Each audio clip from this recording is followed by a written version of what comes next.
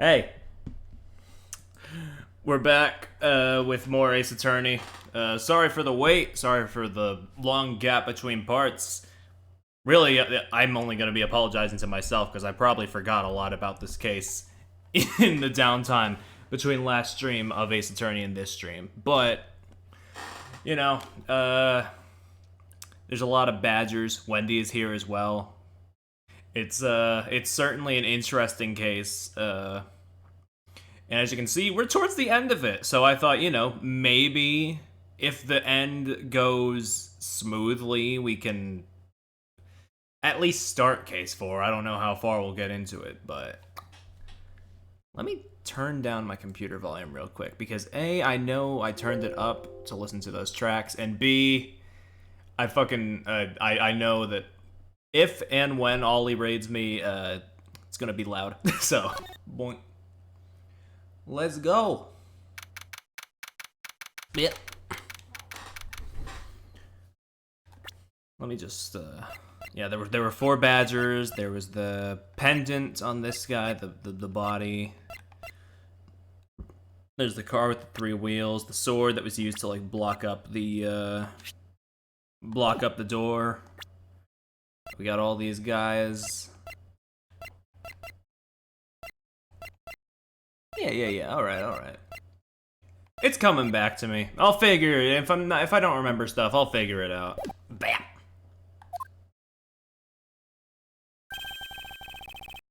Where's the costume, Detective Gumshoe? Just on the other side of the fountain, sir. There it is, right there. Was it out here in the open all along?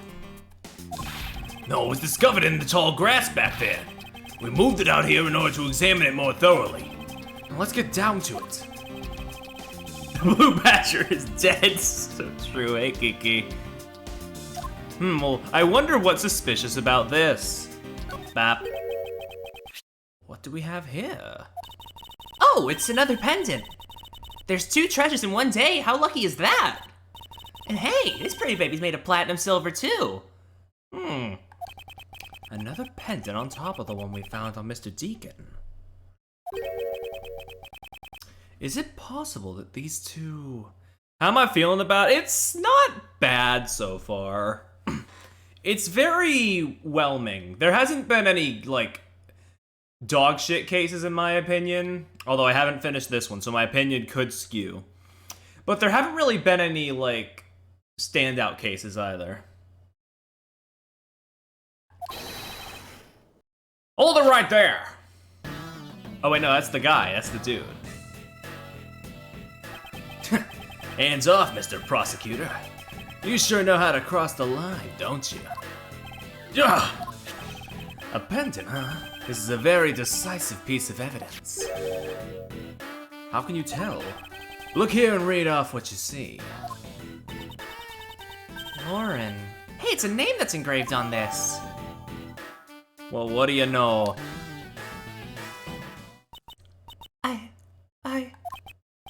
Aha! We have you now, Miss Kidnapper. No, you don't understand. Lauren D's nuts got him. Fuck! I forgot the voice I did for you.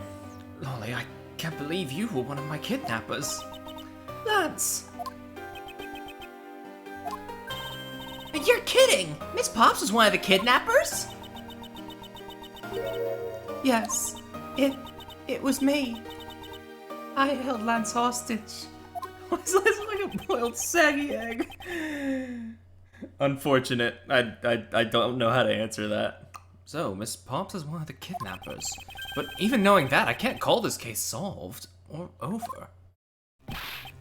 Hey, guys! Case closed. Get the car ready, and I mean the special one for this young lady. Hold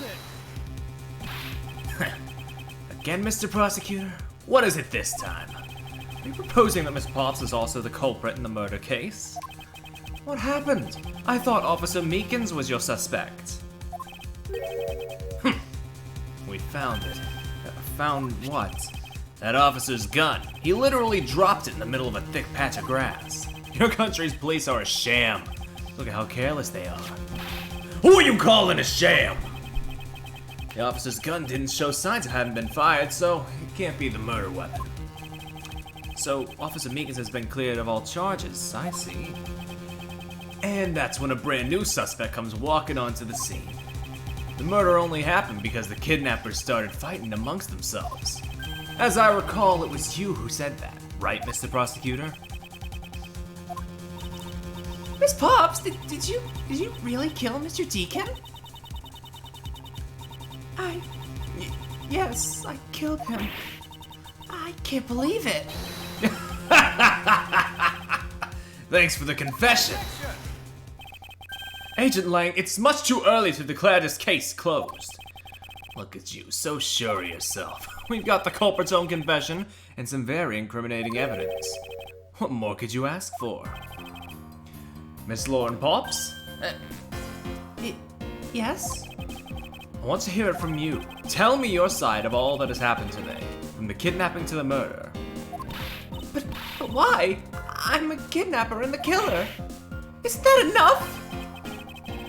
It's fine if you're the one behind everything, but only if that is the truth. Also, don't just cut your hair like that. That's very haphazard. Yeah, I'm just sort of like going with it. I mean, there's no official pronunciation from what I can tell, so. Now then, will you tell us the truth? Or is there some reason why you can't?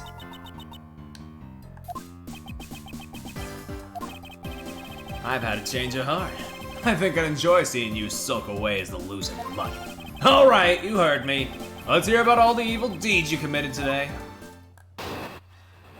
Alright, let's go.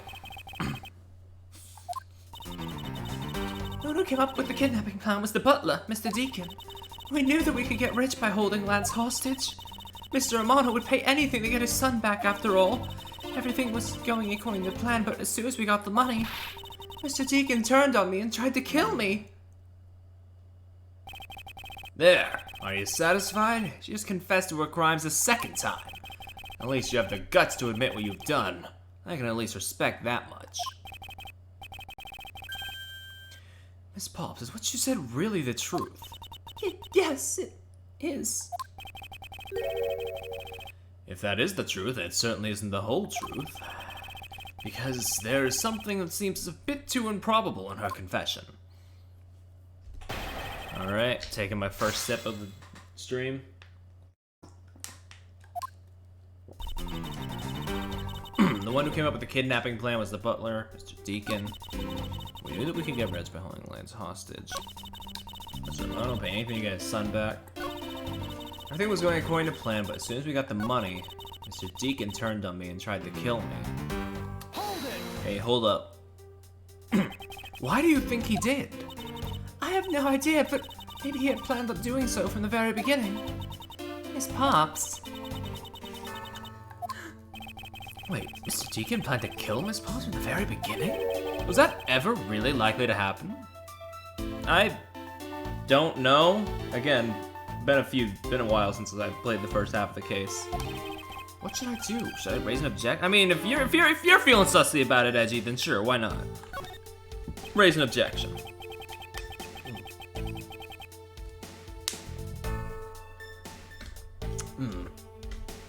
Wait. I'm sorry, but I don't think what you claimed is all that likely. Huh? I don't think Mr. Deacon would have ever been capable of killing you. But why? We were total strangers. It's not uncommon for people to kill each other over the money. Miss Pops, you really are clueless, aren't you? What do you mean? You never knew what your role in the kidnapping was, nor do you know who you really are. But I do, and I can show you with this piece of evidence. This proves Mr. Deacon wouldn't have been able to bring himself to kill Miss Pops. Okay, I should have looked over this shit a bit more thoroughly. Okay, that's the notes for how he was to kill us. Okay. That's a mono from the time of a long company, man. Your beloved Viola.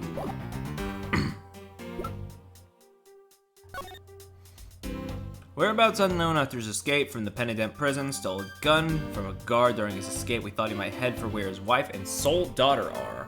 Despite our surveillance, he has yet to show up.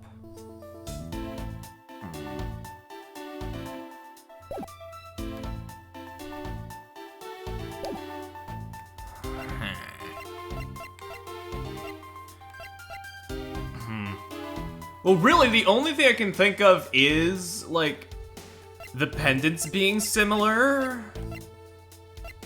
But also, like, I don't want to jump to conclusions, but let's see if presenting one does anything, or if that does the damage. Take that! Oh, music changed. Why are you showing this to me?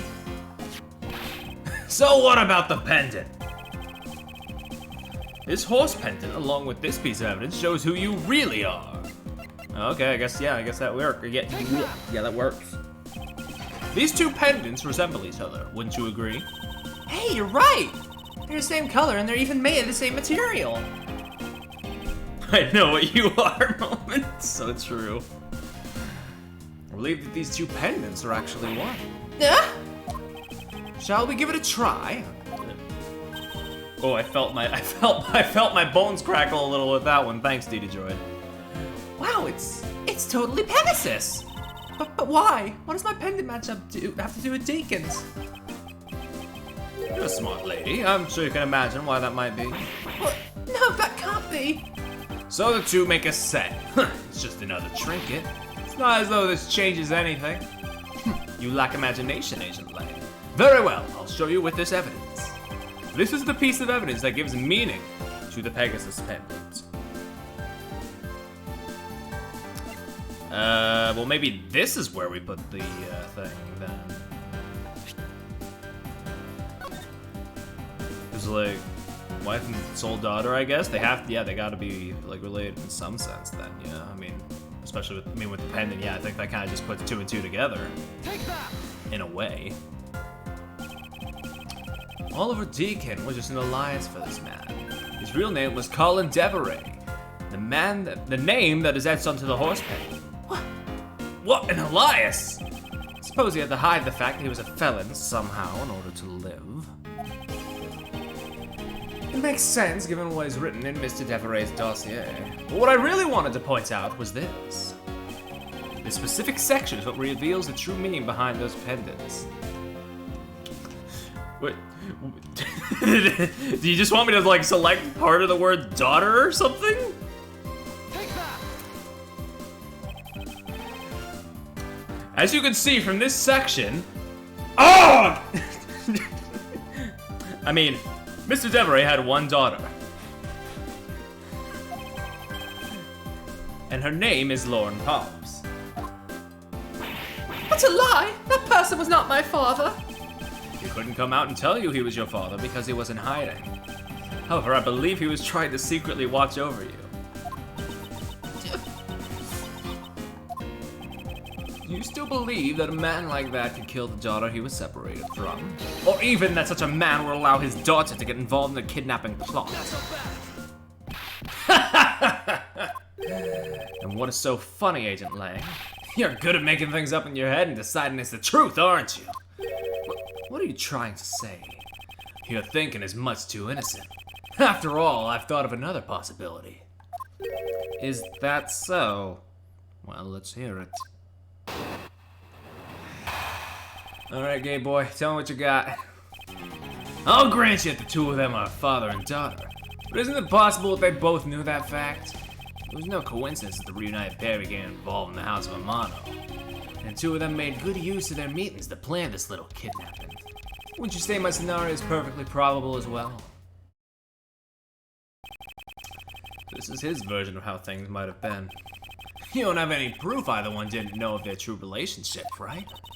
You mean they knowingly committed the kidnapping as father and daughter? That's right, as one really rotten family. Is that really what happened? I take a long, hard look at the evidence. Long and hard, huh? Fuck! Yada yada. Isn't it possible that they both knew that fact? It's no coincidence that the reunited pair became involved in the House of Amano. Two of them made good use of their meetings to plan this little kidnapping. What do you mean by this?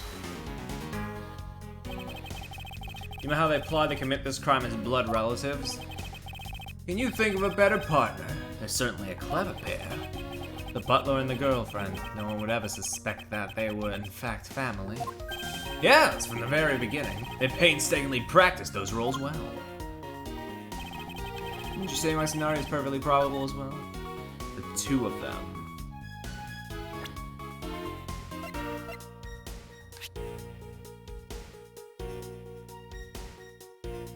It's almost too obvious, actually. Now it's all coming back together. This kidnapping wasn't planned by just two people alone. What kind of proof do you have of that? Quite simply, there were 3 kidnappers. 3?! 4 costumes were stolen from the Wild Wild West area's back room. We found one of them in the kidnapper's hideout, but as for the other 3, we can assume they were being worn by 3 different people. We also found a set of 3 cups and 3 folding chairs that were used in the hideout. It all clearly points to a 3-man group, and I believe this 3rd person is the real mastermind behind the kidnapping. Who? Who's this mastermind? I present to you the brains behind the kidnapping. Who's asshole Wolfman? Yeah, he seems fun so far. It was obviously Meekins. No. I was gonna say it's obviously Oldbag, but wow, this it doesn't even say her name on the profile. It's a security lady. Oh, okay, there it goes. I believe her real name is Wendy Oldbag. Okay. Either way, both of those were jokes. Well, by process of elimination, I guess, like, Lance seems to be the only other, like, person I could really chalk it up to, because we know Lauren and Deacon were involved. We know Meekins is innocent, he was framed. Emma and the security lady are, yeah. Is it Lance? Fuck. I guess so. I mean, nothing else really makes sense. Take that!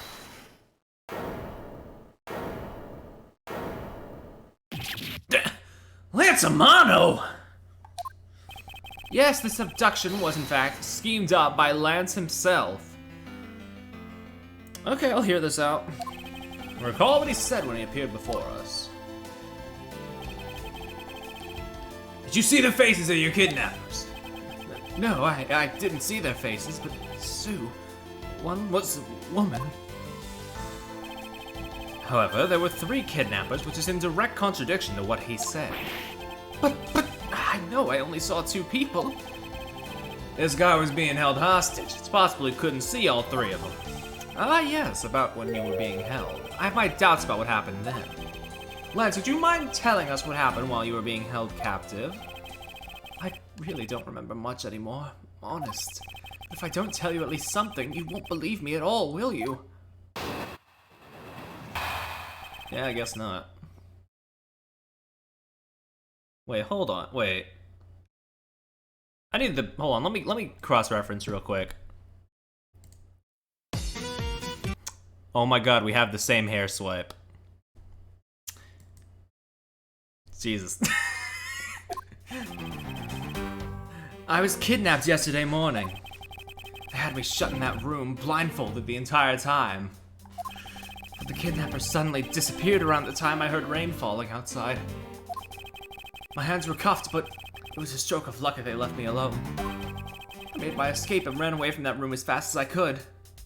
You don't look like a saggy boiled egg, thank you.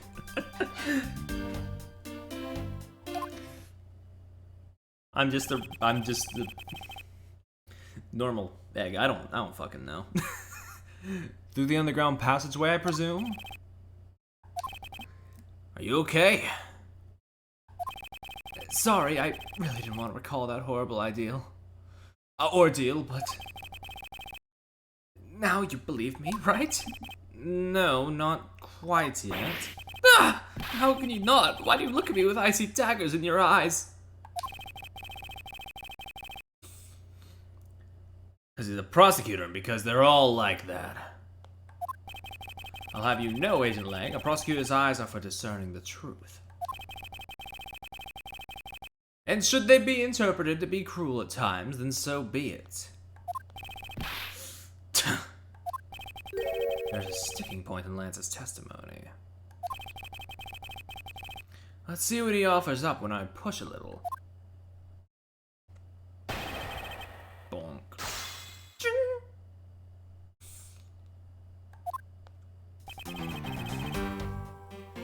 I was kidnapped yesterday morning.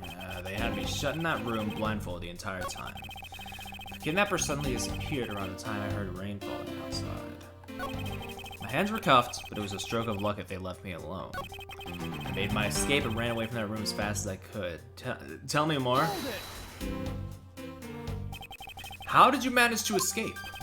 I wanted to just get out of there, but the door leading outside was locked, which is why I had to use the underground passageway to make my escape. I remember our escape to be equally as hard. This is an invaluable piece of testimony. I mustn't let it go unexamined. The door leading outside was locked tight, so I had to use the underground passageway.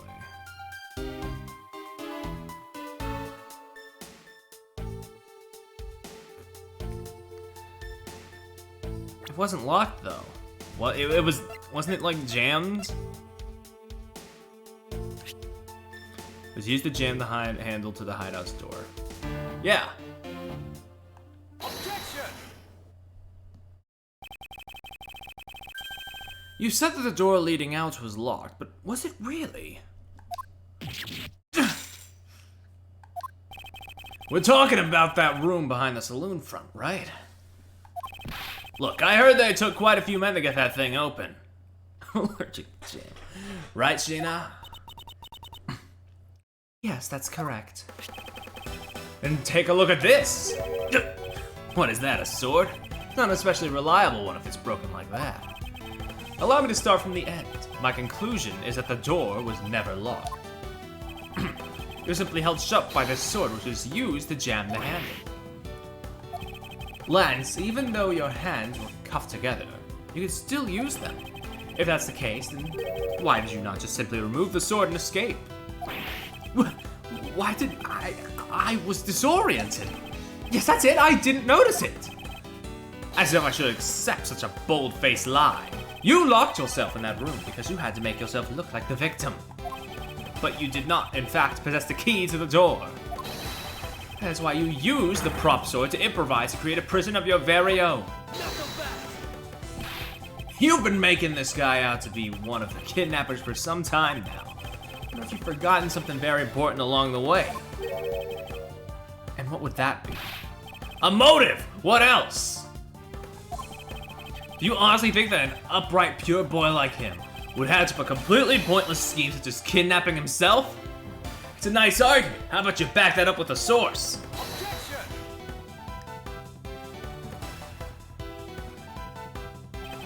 This proves that Lance did indeed have a motive to commit this crime. Can I just finish the bit and say that my source is that I made it the fuck up? Hold on.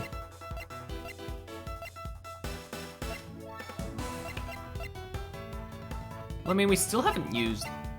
Hold on, can I reread this room? Yeah, this was a letter for Amano.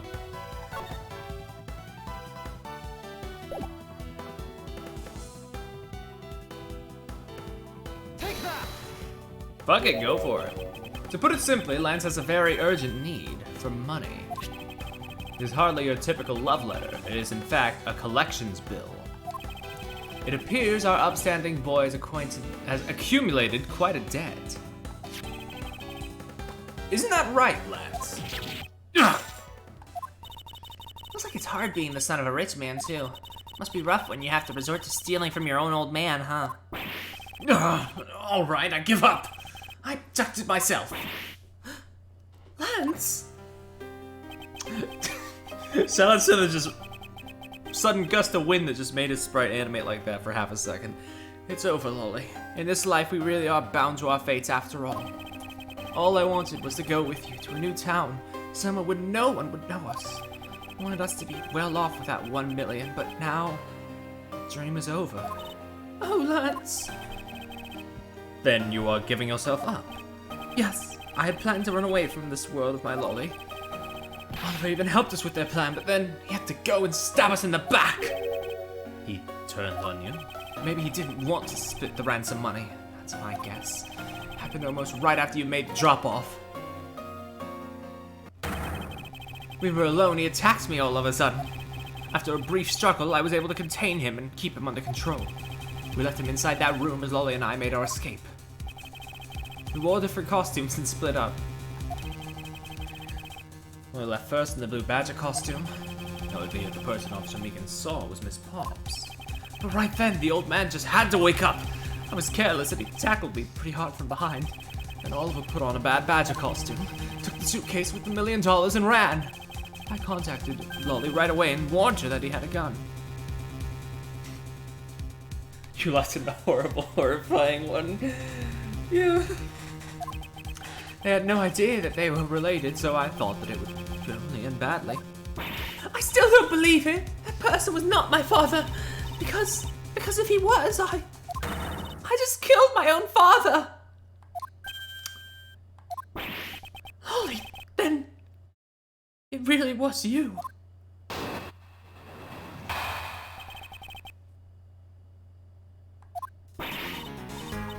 That was not my father. I mean, because at the stadium, there was a Bad Badger pulling the suitcase with the $1 million in it. That Badger pointed his gun at me, aiming to shoot me dead. That's why I used the gun I got from Lance. There was a gunshot, the other person crumpled to the ground, and I ran scared for my life. I think the big picture is finally coming into focus, don't you? Ollie, forgive me. I didn't think it would turn into something so frightening. If only I could have protected you. She mustered the courage to cut her own hair. So, Miss Pops, she shot her own dad without even knowing who he really was? That's unfortunate. If what she says is true. Are you saying she's lying? But why would she lie about something like that? What purpose would it serve? You'll be surprised how often people lie without even realizing it. Edgeworth, you good? No. What was that supposed to mean? No, really, could you run that by me again? What I mean is, listen very carefully to her confession once more and you'll see. Okie dokie.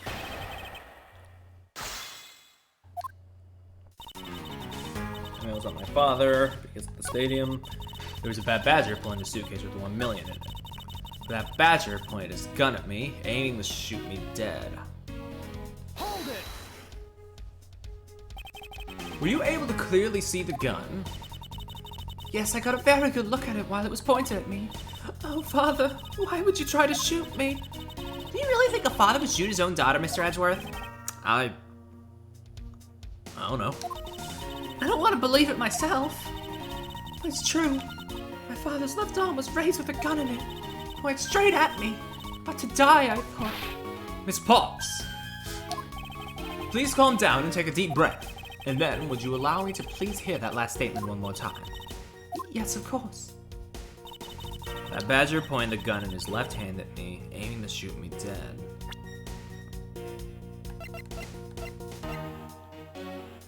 The Bible.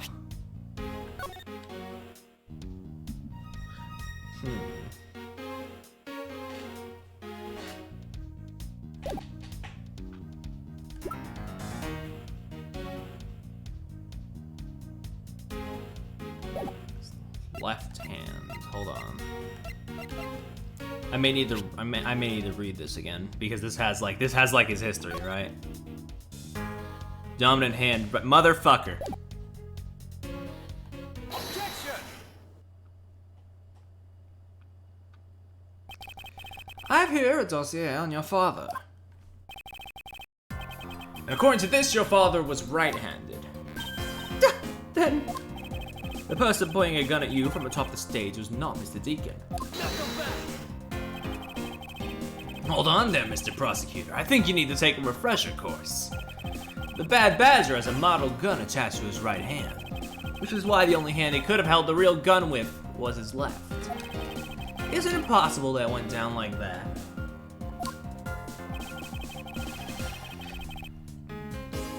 Agent Lang, were you paying attention to what Miss Pops was saying? And again, I suppose I can't expect someone who has never set foot in court to catch it. Enough with the smugness! Out with it already! Miss Pops told us earlier. There was a bad badger pulling the suitcase with the $1 million in it. According to you, the bad badger had the gun in his left hand, which would mean that he was pulling the suitcase with his right hand. Is that correct, Miss Pops? Yes, exactly. And I'm sure it was the bad badger. It had those huge sunglasses on its face. If that's the case, even I can see there's a huge contradiction. Yes, Miss Pops claims to have seen the bad badger. And yet the bad badger had both of his hands full. These two pieces of information contradict each other, so one must be wrong.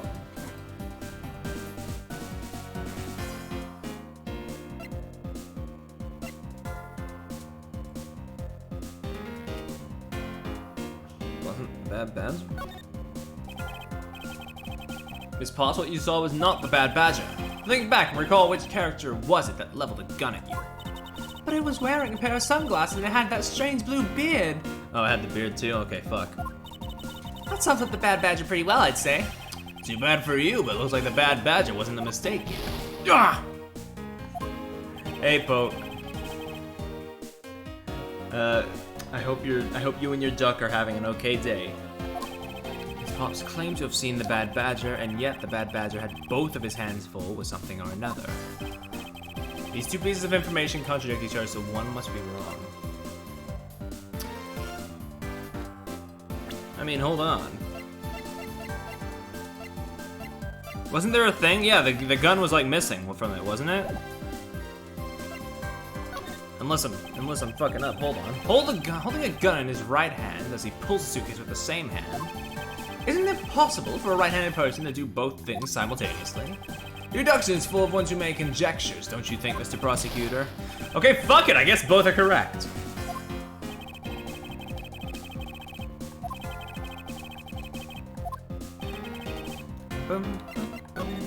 Both are right. They're both correct. Impossible! This leaves with an irresolvable contradiction. Miss Pops' entire statement rests on the fact that she saw his sunglasses and beard. What if that bad badger wasn't wearing pants on his lower half? He's pulling his cock out! This proves that there was a way for the bad badger to freely use both of his hands. How you feeling about it? I was just kind of on it before, but it's losing me a little. It's losing me just a little bit. This proves that there is a way for the bad badger to freely use both of his hands. When did you pick that up? During the Nirvana Initiative streams. That was when that sound got its use. There's a way for the bad badger though.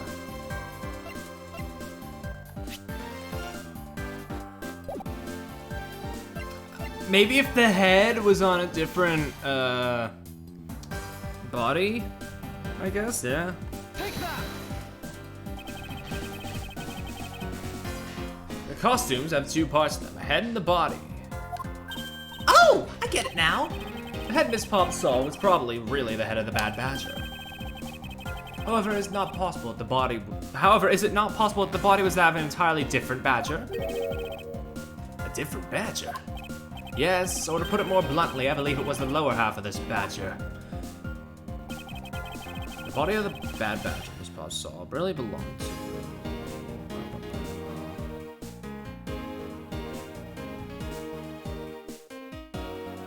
Can I look at my evidence real quick?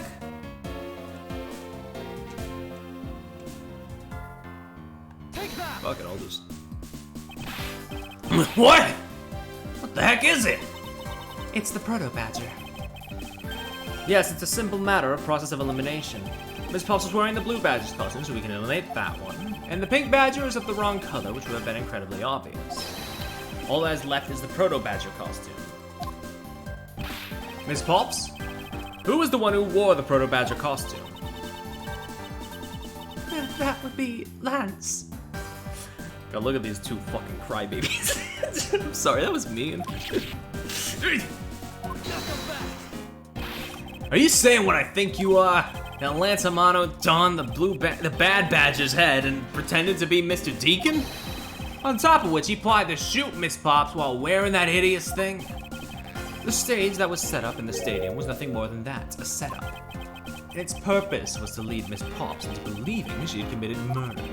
Standing there in front of Miss Pops and pretending to be the victim. It was all done so that she would pull the trigger. I have no idea what you're talking about. Why exactly would I have had to do all that, huh?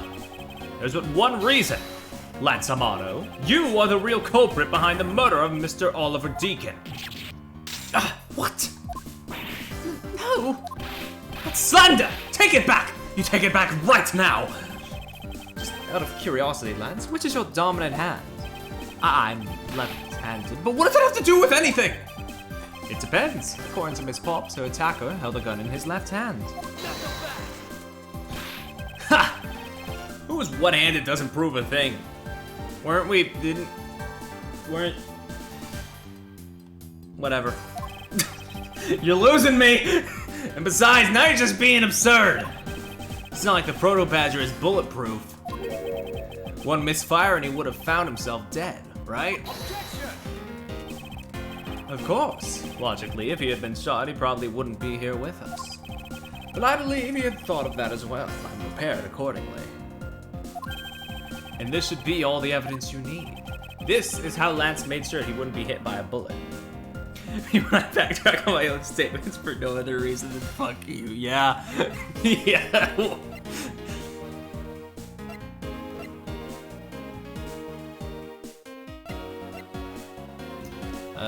Let me reread this. It's capable of firing blanks. Sure. Take that!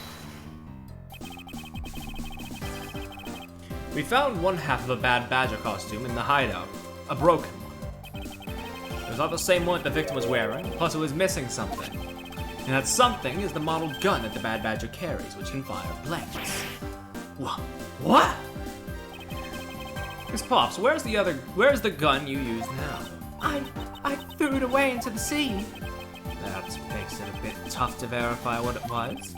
Although I believe that we can safely assume that it was the model gun in question. I've heard enough. All I've been spouting so far is pure conjecture. I admit that as long as the model gun is lost to us, I can't prove I'm right. However, I can say that the probability that I am right is very high. God, you the fucking ego in this man. Okay, let's pretend that you're right and that the murder at the stadium was a fabrication. In that case, where do you think the murder really took place, Mr. Prosecutor? I don't know yet. Ha! I knew you were full of shit! However, I do believe that the murder took place during an earlier time frame. Hold it! Please, wait a second! It's simply not possible. Because I saw Mr. Deacon after he was restrained by Lance. She saw the victim in the state of being restrained. Okay. Go for it. I came back to the hideout long after the other two. By that time, Lance had already subdued and restrained Mr. Deacon. He had tied Mr. Deacon securely to the beam in the room next door. After that, the two of us had put on our costumes and made our escape. So Mr. Deacon must have escaped after the two of you left, right? We thought that it would attract too much attention if we left together, so I left first. We planned to meet up again at the stage in the stadium. But then, as I was walking through the park, I got a call from Lance on my cell phone. Oliver managed to escape. It looked like he was waiting until I was alone. He also stole a gun from me at the time. Until he, every time until it starts, animating him pulling on his bow, I keep thinking he's just doing, the okay hand emojis. With his hand, the fucking... And then the murder happened. Mr. Deacon must have overheard their plan to meet up at the stage. Well, Mr. Prosecutor, Miss Pop saw the victim with her own eyes, which means that the victim was still alive at the time. Wouldn't you agree? Why does that sound wrong to me? Because it is. There must be something amiss about this account. Looks like some kind of dough. It looks no. Yes, you're right. But also, I went over this before you came in. It looks scarily similar to my redesign's hair. Just gonna flash the. Just gonna flash that on screen real quick. Like, it's kind of scarily similar if you look at the hair between me and him. I came back to the hideout long after the other two. By that time, Lance had already subdued and restrained Mr. Deacon. Don't become Lance. Thing is, the Pillsbury Doughboy is real and he's committing crimes. Carrot kind of spitting, though. Hold it!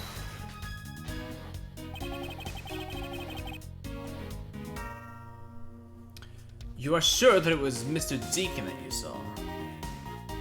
So his hair has some really unfortunate similarities to other characters. Like who? Yes, I'm certain of what I saw. Did you go into the other room to check? Lance said that it was best if I didn't get too close to him. Lance, he's such a kind soul. And are you telling me you did not confirm that it was Mr. Deacon for yourself? I checked through the slit in the door that separates the two rooms. Remember we mentioned one before, but I cannot remember who it was. Okay. He had a Bad Badger's head on, so I'm absolutely sure. That just had to be Mr. Deacon. She saw a Bad Badger head. The captive had the Bad Badger's head on, so I'm absolutely sure it was Mr. Deacon. Hold up. Well, I guess I'm gonna have to redesign again. I can't have Kokichi adjacent hair and Oda Matsushita freckles. That's too much. So the tied up Mr. Deacon was still in his Bad Badger costume. Yes, and? It would appear that she misread the whole situation. Now, should I raise an objection? Yeah. The person you saw was not the victim. What? Why not? I will tell you why not with this. Feel about braids? I mean, I'm not sure if my Sona's current hair is long enough for that, but I mean, perhaps.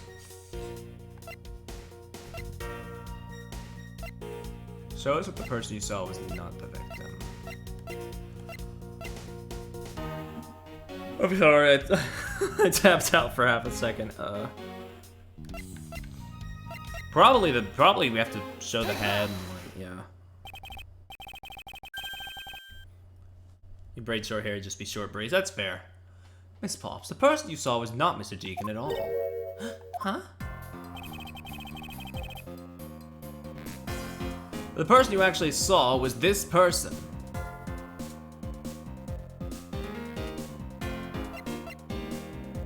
I'm gonna shit myself. It was me. Huh? The person I saw was you, Mr. Edgeworth? I always thought it was a bit odd. Why would the kidnappers abduct me even after I'd handed over the ransom? It's not as though I saw the face of the kidnappers. If I were them, I would have just taken the $1 million and ran. But in the end, there was a point to it all. It was to make me look like Mr. Deacon. And if that was the reason for which I was abducted, then I believe we can assume that the victim was already dead at the time. Well, Lance, am I right? That's... You showed Miss Pops a person, namely me, with a Bad Badger's head on.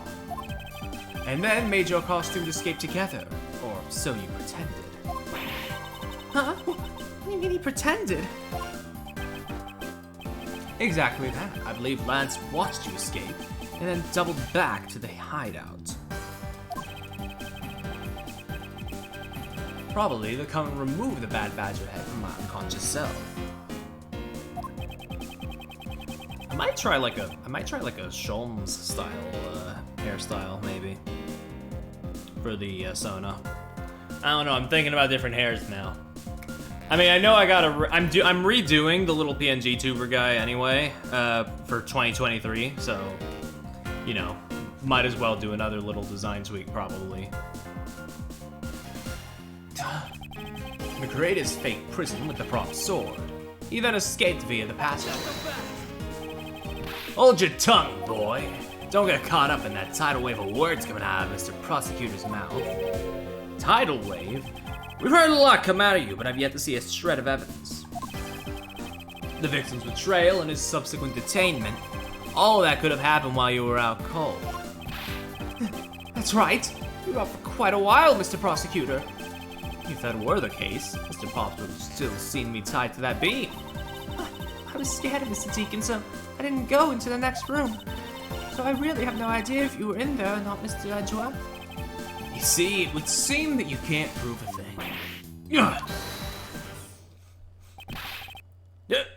Who said that? Please wait. Mr. Amato. Oh, Miles, my boy. Looks like you're really giving it your all. At Lance, it's not good to cause trouble for others. Dad! Let's see. You were the one in charge of the investigation, correct? Yeah, that's right. I'm sorry that my son has been nothing but trouble. This probably won't make up for anything, but I have some evidence for you. Oh, do you now? Is that what I think it is? It's the bad badger costume the victim was wearing, and a gun! He just stole evidence. I couldn't wait around for the police, so I went ahead and found these myself. It appears they were disposed of in the sea. Is there no one in this country who actually obeys the law? That's what I'm asking, Lang. There now. Agent Lang, please calm down. What the heck is that scrap of paper? This appears to be a letter from the chief of police. Please allow Mr. Amato complete freedom to do as he sees fit, it says. Please just allow this man to do whatever the fuck he wants. What? The chief of police? Just who does he think he is? The person who wields the highest authority in the area. Oh, there now. There is no need to be so upset. I'm not a cop from this land, so I'm not bound by the laws of your country. Is that how it works? Now. This wasn't meant to strong-arm you into anything, it's just a request. I'm only asking that you please respect the laws of this land. Can't really say no to that. But returning to the topic at hand, it doesn't matter who found the evidence, its value remains unchanged. All right now, let's take a look at this new evidence. I've already got the results back. I had a special forensic research lab that I'm on good terms with conduct the tests. They verified the blood on this costume belonged to Oliver. As for the gun, the only fingerprints they could find were yours, Lauren. What? You disappoint me, Miles. I can't believe that you would cause my son such stress and heartache. Thank goodness I was able to find the final pieces of evidence. With this, you'll have no reason left to push my poor boy around. That's it? These are the case-making pieces of evidence. I'll be the judge of that.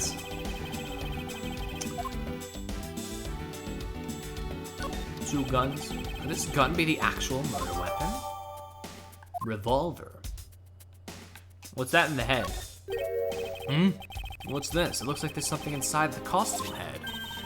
Hey, they sparkle. I bet they're really valuable. Sorry, but they're just pieces of a mirror. But why are they in here? Weird. Okay, the obvious.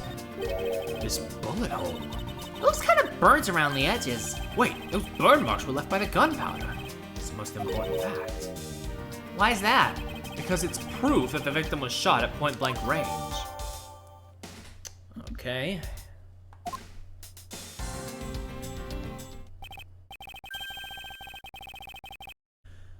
Well, are these not the most definitive pieces of evidence you've ever seen? Thank you, Dad. This should be enough to convince even Mr. Edgeworth over there.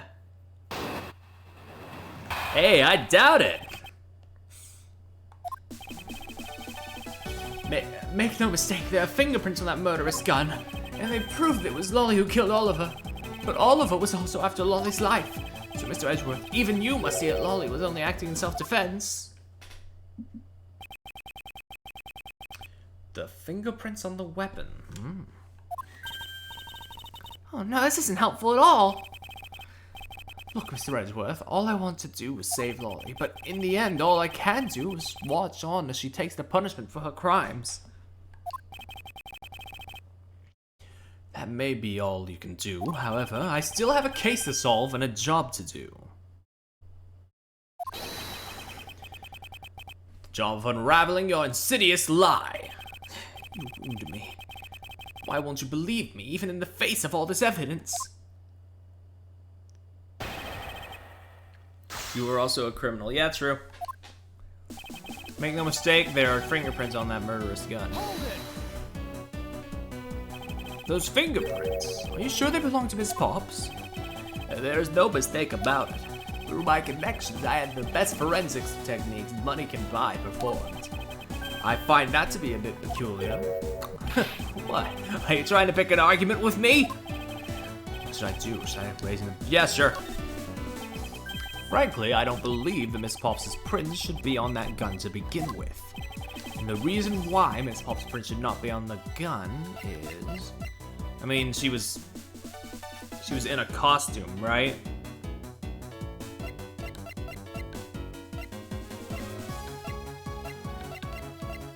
Take that! It's simply not possible for Miss Pops to have left any prints on the murder weapon. Because while she was at the stadium, Miss Pops was wearing a costume. Huh? But there's been no mistake. We found fingerprints. Well, Miss Pops, do you remember touching the gun at any time? Ah, yes, as a matter of fact, I did hold it for a bit back in the hideout. I handed it off to Mr. Deacon when he and Lance left for the house. The haunted house. To retrieve the ransom money, I suppose. And there you have it. This is when Miss Pops' prints found their way onto the gun. Do you understand now, Mr. Romano? Fingerprints do nothing to prove that Miss Pops is the murderer.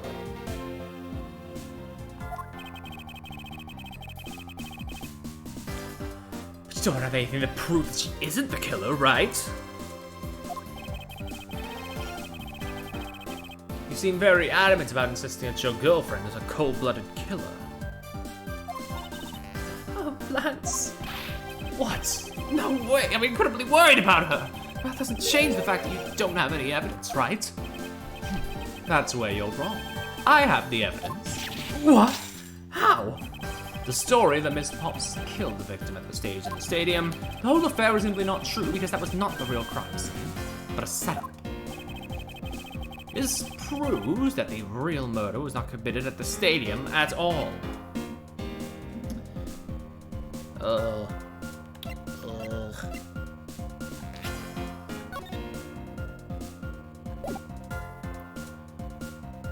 Being shot from point blank. Take that! Let's take another good look at the costume the victim was wearing. Then I believe you'll see why I insist he was not shot at the stadium. Yeah, because of all, like, the gunpowder, right? It's the part of the costume that proves it. Take that! The burn around this bullet hole was made when the victim was shot at point-blank range. Ah, so then you mean the murder Miss Oldbag saw at the stadium really was... Yes, she saw two people, but they were separated by a distance. The victim was indeed shot from below the stage. There shouldn't be a gunpowder burn. Look at you, Mr. Smarty Pants Prosecutor. Since you seem to know all the answers, why not tell us where the real crime scene is then? Let's set me up to look like Mr. Deacon at the hideout. If that's the case, then the murder must have happened prior to that. The location where Lance and the victim were at just before I was in prison was... Well, there's a... Got it. I know the real scene of the murder. The location which Mr. Deacon was killed. I mean that flash basically just gave it to me, didn't it? Boink. Take that! I think it's not unreasonable to assume the murder took place in the haunted house. The haunted house. Yes, and I have proof it is highly likely the victim was killed there. What proves that the real scene of the crime was the haunted house? Thank you, 11th hour mirror fragments. Take that! Because there's no other fucking place with mirrors in this damn this damn park. These were inside a costume the victim was wearing. They're fragments of a mirror. A mirror? What does that have to do with anything? Indeed, you don't exactly expect to find pieces of a mirror inside a costume. It's actually pretty dangerous. However, there is one place I can think of where there's a plethora of mirror fragments, and that is the haunted house. Lance Amano, I propose that you killed Mr. Deacon with a revolver in the haunted house. After that, you stole the Blue Badger-mobile to move his body to the Wild Wild West area. The timing of when the Blue Badger-mobile was stolen confirms this as fact. I was going to say, he said that a lot like it was a game of Clue or something. Lance Amano, haunted house, gun. I'm going to die. Miles, my boy, say no more. I'm sorry, Mr. Amano, but I cannot do that. Be quiet! Yes, please do something. Stop that boy from speaking any more nonsense. Or is the Amano correct? I mean you. I meant you. Now be quiet, Gramps. How dare you? I don't need words. The only thing I require is evidence. Decisive evidence. And to call these mirror bits decisive is a bit too presumptuous, Mr. Prosecutor. What? Gina, wasn't there a mirror in the kidnapper's hideout? Yes, there was a mirror there. A mirror that's for the haunted house. You see? Isn't it possible that the fragments got into the costume there? Agent Lang, there were no fragments on the floor, so the probability is very low. Probability? Lang Z says, on Truth's Path, the word probability does not exist. The only thing it does is definitive proof. The question, Mr. Prosecutor, is do you have the definitive proof you need? Well, Mr. Edgeworth, do you? Do I have solid evidence that proves the murder took place at the haunted house? The answer is no. See? So since you don't have any, shut up! Jesus. I don't have the evidence yet, but I'm certain the murder occurred around the time I turned the ransom over. That time, the only people at the haunted house besides myself were Lance and Mr. Deacon. If I can prove that the murder took place at the haunted house, I can prove Lance's guilt in connection to the murder. What now, Mr. Edgeworth? Agent Lang, I have a special request. Yeah, I'd like to prove here that the scene of the crime was indeed the haunted house. Why in the world are you asking the werewolf for permission? Jesus. Because I don't really have a choice if I want to find the truth. Alright, permission granted, but you're not allowed to touch a single thing, got it? That won't be a problem. All that's important to me is that the truth be brought to light. Doesn't matter by who or how it's done, as long as it is.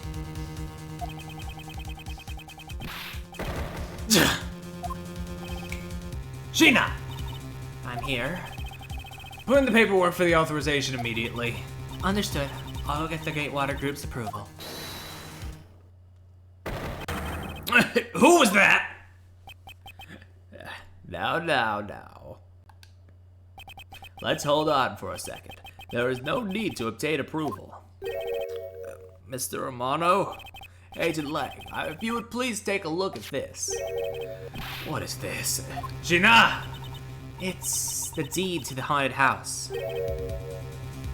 The deed? Read it out loud! Gatewater Land Incorporated hereby bequeaths the property known as the haunted house to Mr. Amano for the lump sum of $1 million, paid in full in cash. What? As you can see, I'm now the legal owner of the haunted house. Okay. Are you kidding? When did you? I ran into the owner of the park earlier, and we made the deal almost immediately. I just threw money at his face, and it was pretty easy to convince him. How quickly things move when you can prepare $1 million in the blink of an eye. That $1 million you paid, don't tell me it was... Oh, that's right.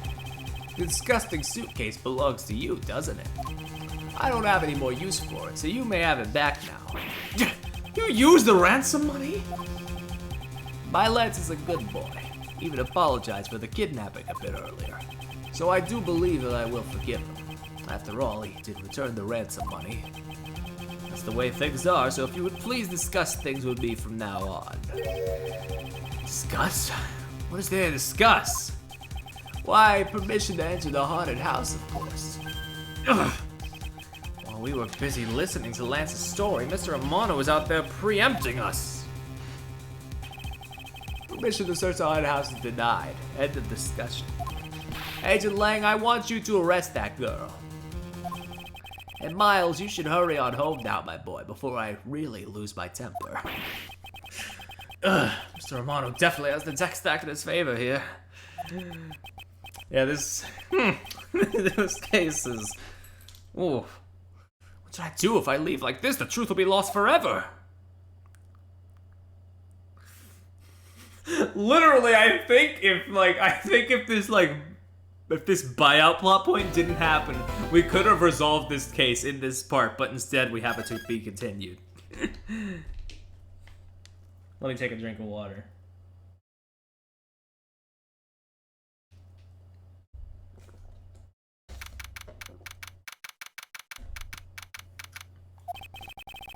If I can't get permission to investigate the crime scene, then the truth will be lost. Hold it! Hold it! Hold it! Okay. Mr. Edgeworth, what are you doing spacing out? Have you forgotten? There's only one thing you should do at a time like this. And what is that? When the people are in a bind, the hero of justice appears to save the day. Look, you just leave it to me. For I am Keifarede, the second of the great Yatagarasu. But I thought you were a thief, not a hero. Yatagarasu is noble and always a thief of justice. That's... of course. We have enough information. I can recreate the inside of the haunted house with this. Right, we established that before, right?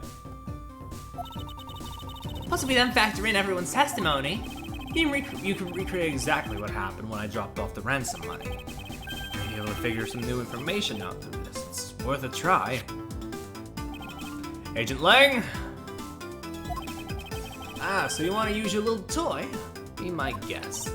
Okay, hang on. You're about to witness the true power of a real modern-day Robin Hood. Detective Gumshoe, is there a copy of the haunted house blueprint among the police's reference documents?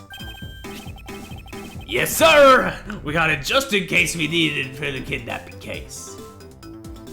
Excuse me?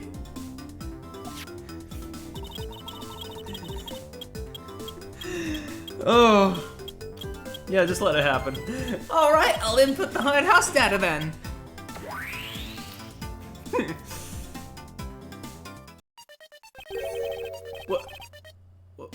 What is this? Where are we? It's like we're inside the haunted house. Even if we can't inspect the real location itself, the path to the truth slumbers here. If I can successfully navigate my way using logic, I'll ultimately arrive at the truth. Now then, I believe I'm ready to investigate the crime scene. Okay, what should I recreate first? Haven't figured it out yet. Maybe I haven't, maybe I haven't. I'm going to make you do all the hard work. Very well. I'd like to inspect the moment in which I was ambushed by my abductor. Yeah, I'm starting to think this case is abyss fiction. Oh god, there's so much, and it's really fucking disjointed. The two of them were definitely in this place at that time. If I can verify that, it may provide me with a new lead. If I remember correctly, this was the only case Letchery put in the F tier of his case tier list. Almost as lacking in joints as Lance's face. I also guess this is coming from Lang saying, well, there was another mirror. There could be a good argument as to why it's not, and then Lang turned around with no. Yeah. Oh. I just come out into the hallway after leaving the money inside the dining room. At that time, I saw a badger slumped over on the floor at the end of the hall. What was a badger doing all the way down there? I also thought it strange. However, I thought that maybe it was simply a mannequin that was set there for atmosphere.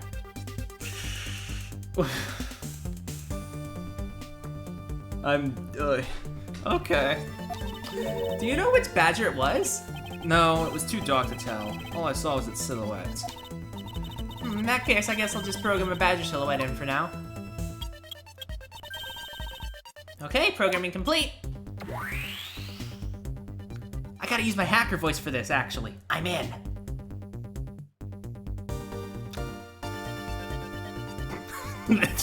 That's Can I just say, the fucking stance and face on Edgeworth on this, like, are still just so fucking funny. I don't know why. They just look so fucking, like...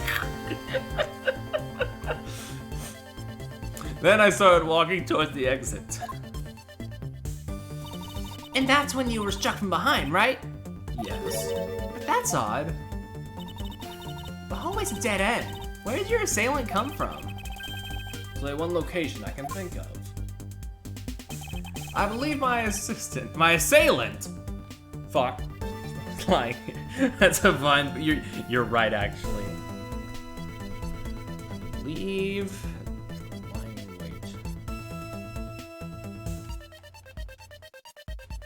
Fucking... Take that! That doll I saw wasn't really a doll. It was in fact a costume kidnapper. Oh, so he used the costume as the perfect camouflage to blend in with the rest of the house. Precisely. He waited until I had made the drop-off and was about to leave. Then, just as he saw me take a step towards the exit, he stood and launched his attack. I think of no better hiding place than this. Hey, not bad. I'm beginning to think I should just steal this tactic for myself. Just don't use it to do anything criminal, okay? Okay. There we go. He looks like a guy in like a Chow costume from this angle. Oh, there we go. Well, lads, what are you asking me for? As one of the kidnappers, I figured I should give you the chance to confess first. I was one of the kidnappers, but I don't know anything.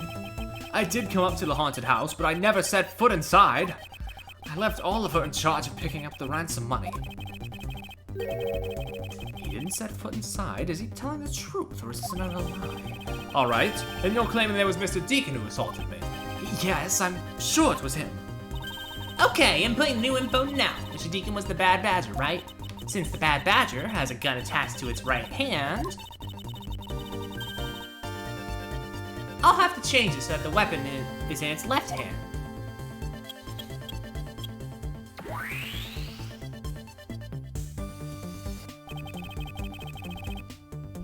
Yeah, like every bad Ace Attorney case, there's something here, but like it's just it just got so lost.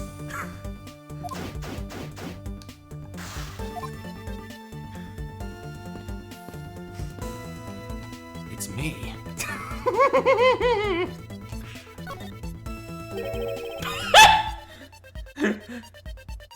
Didn't recreate the weapon. Well, I can't exactly recreate something I know nothing about.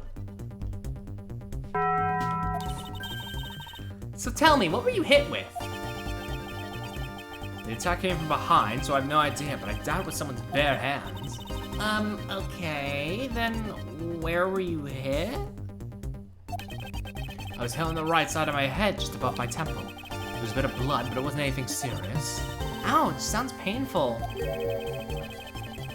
Why are you smirking like that when you say it? It's just your imagination. Now let's see. I wonder if there's anything in the hallway that could have been used as a weapon. I'm looking for something the culprit could have used to hit you with. I don't think I have this yet, guys. Fuck.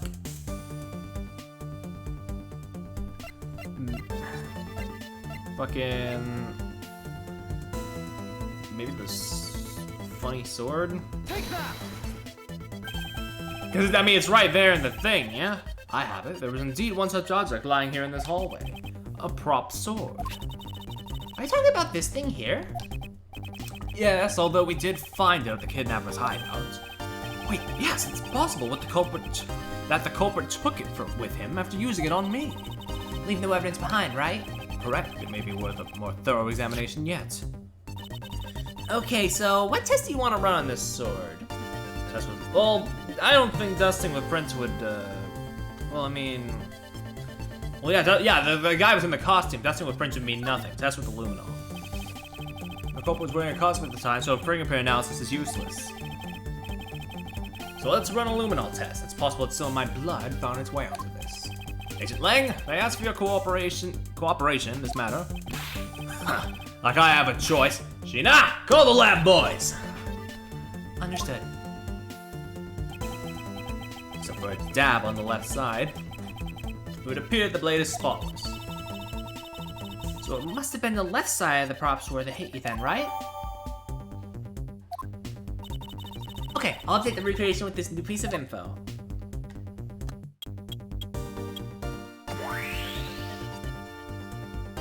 Okay.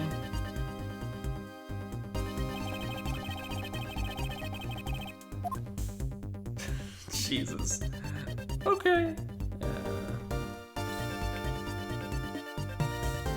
Hold on.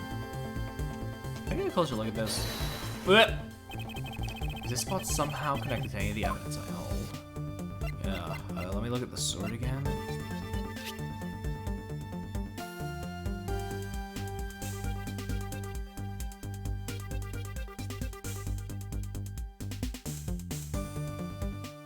In the right temple area. But if he was from the left, then that would be... Finally! I found a clear contradiction of facts about this sword. Except for a bit on the left side, this prop sword is absolutely spotless. If the culprit used his left hand, the blood would be on the opposite side. The opposite side? If the culprit held the sword in his left hand, then the sword's right side would hit. I see, but the blood was on the left side of the sword, right? Which means that he used his right hand to hit you. Exactly. This prop sword has a large handguard attached to the hilt. It would be impossible to hold it with two hands while wearing a costume with such big hands. Therefore, if it couldn't be the left hand or both hands, it must have been the right. I'll change the data to reflect a right-handed swing. Not yet, Kay. There's no sense in changing anything yet. If you change the parameters to the right hand, it only creates a new contradiction.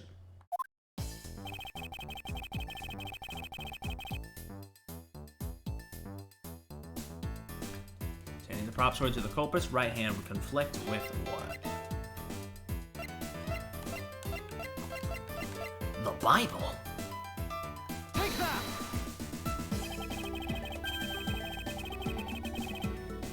That badger already holds a gun in his right hand, so he can't hold a sword up. Sword in English. Hey, that's right! Then what now? If it wasn't his left hand or his right hand?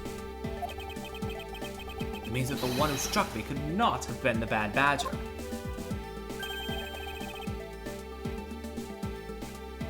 Are you paying attention, Lance?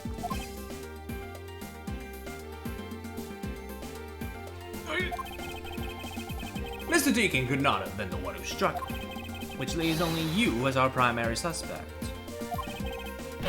Fine, it was me, I hit you. Never explained it.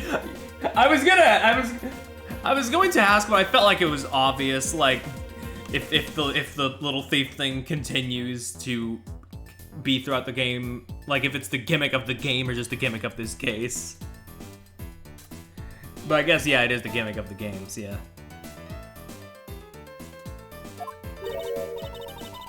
Yeah, it's a game gimmick, okay, yeah. I mean, I figured as much. Wait, isn't Lance left-handed? Ah, yes, but that's what makes its deception all the more interesting.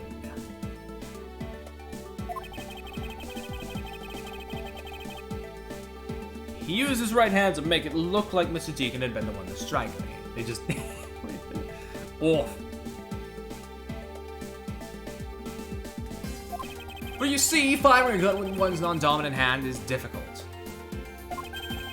But that level of dexterity isn't required to swing a prop sword.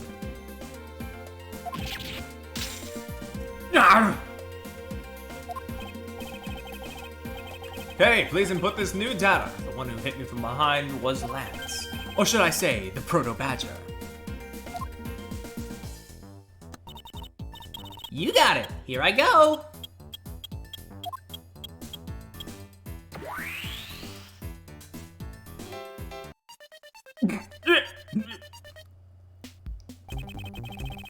Now we have a faithful recreation of the situation around the attack on me. Alright, all we have to do is examine this new recreation and... Really is terrifying, yeah. And what exactly is so funny, I didn't like? This amusing little gadget. Sure backs a bunch, right, Sheena? Yes, it was all I could do to hold my laughter in. Hey, don't make fun of little thief, you mean old werewolf. He and Mr. Edgeworth bring up the best in each other. You've had your little fun, but now it's my turn. I have sat quietly by, listening. But the crude conclusions you two keep spewing don't whet this wolf's appetite. There's no guarantee that your toy will always show the real situation at any given time.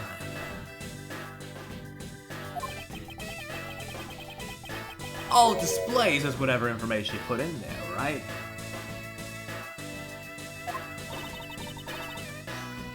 Well, when you put it that way...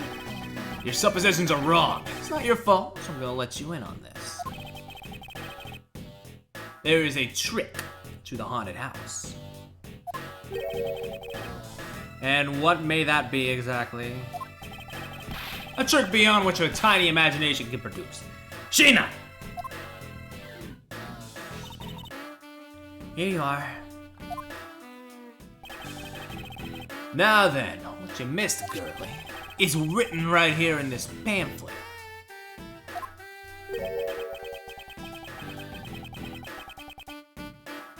Seven Wonders of the Haunted House. Disappearing Badger. I hate that this part of the pamphlet looks like a fucking promo for a puppet combo game. What is this? I'd say someone around here is fond of theatrics. And as you can see, they set a doll down at the end of this hallway for that purpose.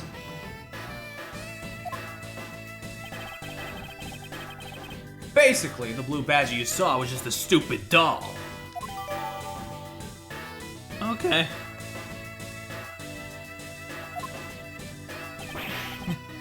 How can this be? I guess that throws your whole theory about it being your attacker right out the window. But that can't be right. Maybe the culprit hid the doll somewhere? And then he laid down and pretended to be it instead. If the criminal couldn't even hide himself in the hallway, how could he hide a giant doll? You get it now, thanks to your presumptions. Your logic started off weak and led you to the completely wrong conclusion. Now get off your high horse. Mr. Edgeworth. Okay, I wonder if you could please input the new information for me. You don't know when to quit, do ya? I can't quit, not until I can declare that I've found the truth. Agent Lang, for the additional information, you have my thanks. There you go again. We'll see if I get. Okay, I'm updating the recreation now.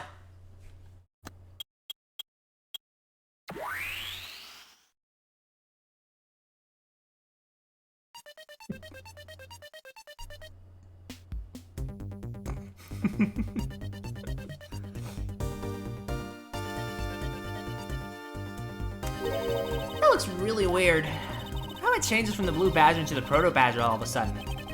If the slumped over badger was just a doll, where was my attacker hiding? That's what we're gonna find out, right? Come on, Mr. Edgeworth, let's go. Yes, let's. The craving can't be right, which means there must be a contradiction somewhere.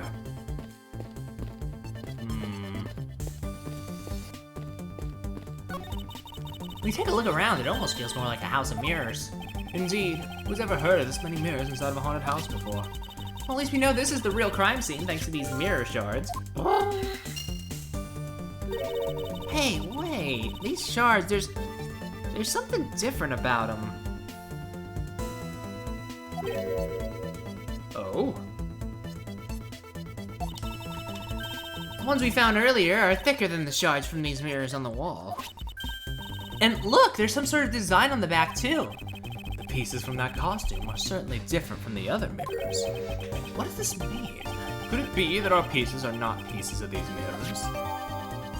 Mirror fragments updated in the organizer. Okay. I assume now I gotta go back to... I don't know. I don't know, Rubbish. I don't know.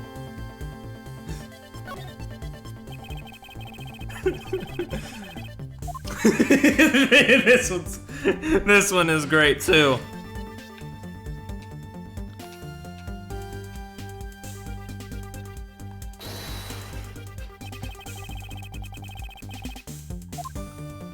This looks weird. Hold on.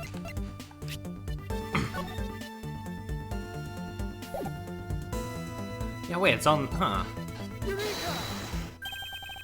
Hold on a second here. There's something wrong with this blue badger. Huh? Like what? Wait, the belt is on him is opposite of how it should be. Did you make a mistake? It can't be. I inputted the image data exactly as it is in the pamphlet. So then why is the blue badger dressed up in reverse? Oh, I think I know. Hold on.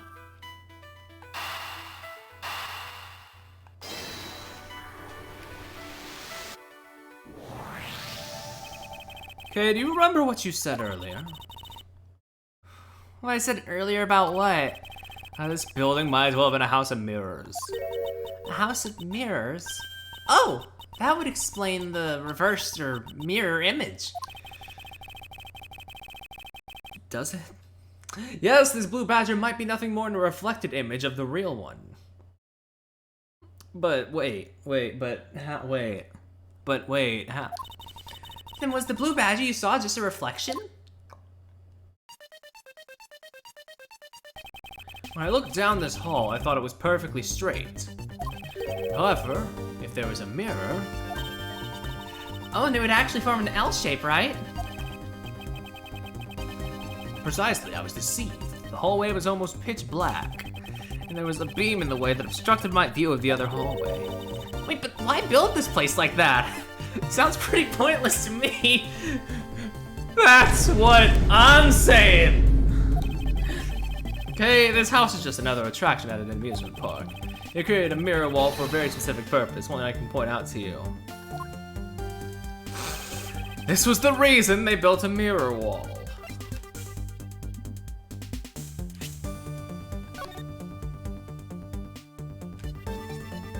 I'm losing my mind.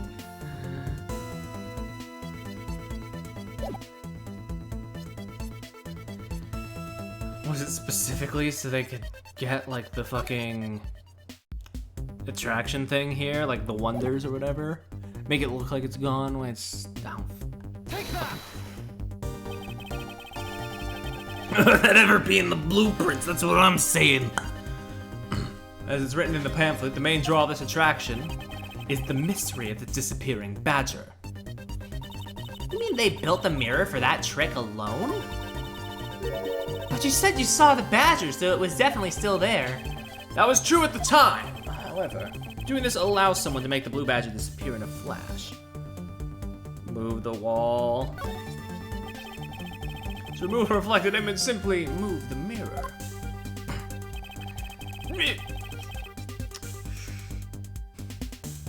Of all the Professor Layton bullshit. First, the mirror was constructed so it could be moved. Then, beyond where the mirror was, an empty hallway had to be created. Oh, so when they wanted people to see the blue badger, they would open the mirror. And when they wanted to hide it, they simply had to close it again.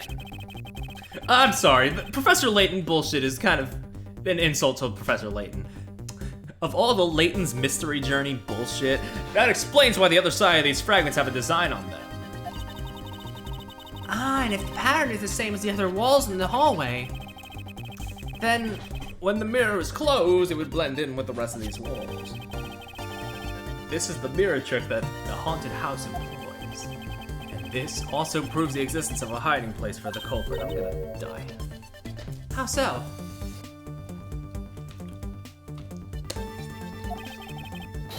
Think about it, Kay. There was a place that was outside of my field of vision. The culprit kept out of sight by hiding here. Take that! There's a very large blind spot when I cannot see beyond, and it was here. If my assailant hit on the other side of the movable mirror, Then you wouldn't be able to see him. Didn't even need to do anything to the Blue Badger doll. exactly, all he had to do was wait for me on the other side of the mirror. Wait, hold on, I just thought of something. Yes? Well, shouldn't the mirror wall be broken right now in reality? Since we have a few shards of it, we can probably assume it is. Yes, it most definitely is broken. Question is, when was it broken? Since we found these inside the victim's costume, that would mean that the victim was there when the mirror was broken. Wait, that sound. I don't have my filters set up, so I'll just leave the money and go now. I don't have a problem with a long case as long as it justifies its length. This does not do that. Yeah. Like Great Ace Attorney has a couple really long cases, but I feel like they justify themselves.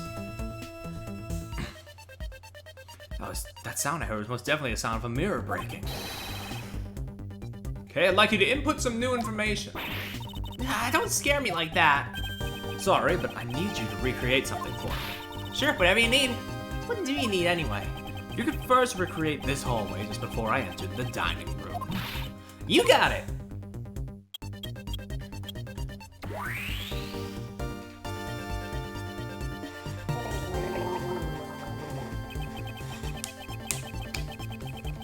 Now this, I believe this is how it was right before I entered the dining room. Although at the time I thought it was but a single straight hallway. And I went inside.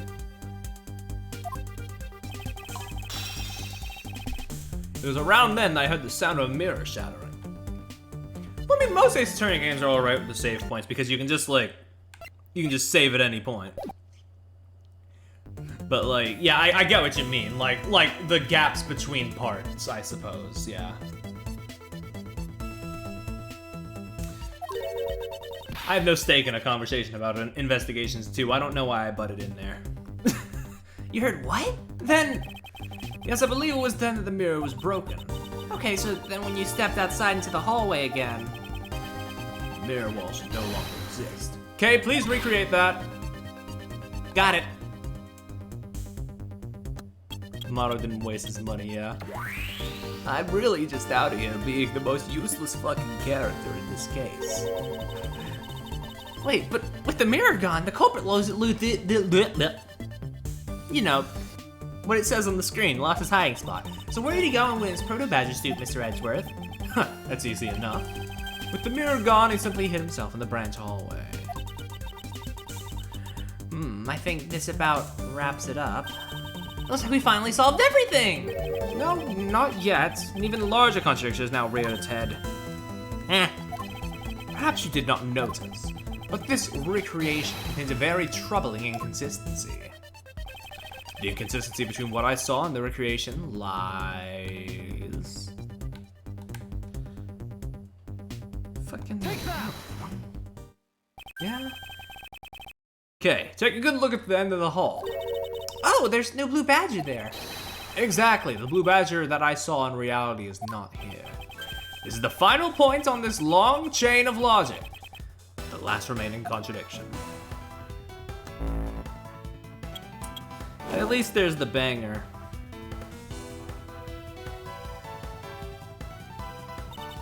I fucking love middies.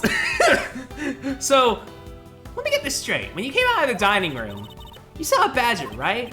And that is precisely where the final contradiction lies. Something that shouldn't exist that was there before me. Who or what do you suppose it was? I believe this is the real identity of our mystery badger. I've barely been paying attention. Fair enough. Take that! The victim. Badger I saw was in actuality the dead victim's body. What? Motherfucker! Agent Lang, the entirety of my complete logic is my final, decisive piece of evidence. Murder happened in the hallway of the haunted house at the time of the drop-off. And you can consider the moment I heard the mirror breaking to be the real time of death for Mr. Deacon. I like that one clip in chapter 5. Oh boy. No! Maybe it was due to their fighting. Or perhaps it was the life-shattering bullet.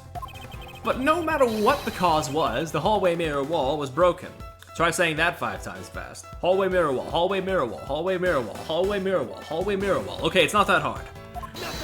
I'm just taking the piss at this point. Ha! You were in the house at the time, right?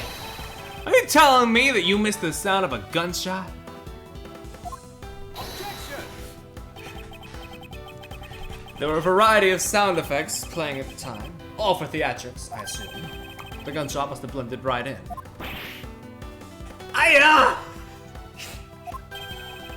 Now then, I'd like you to recall something for me. Who was it? The victim at the haunted house. I don't know why. I'm at this point now where I just can't stop fucking like dying.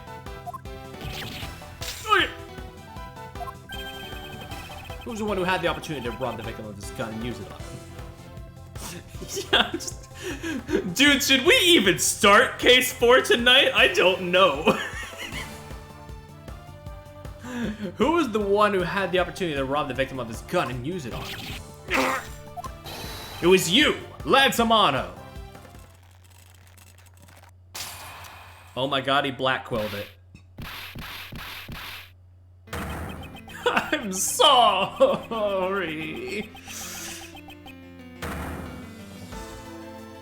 Case 4 is better by a lot. That's good.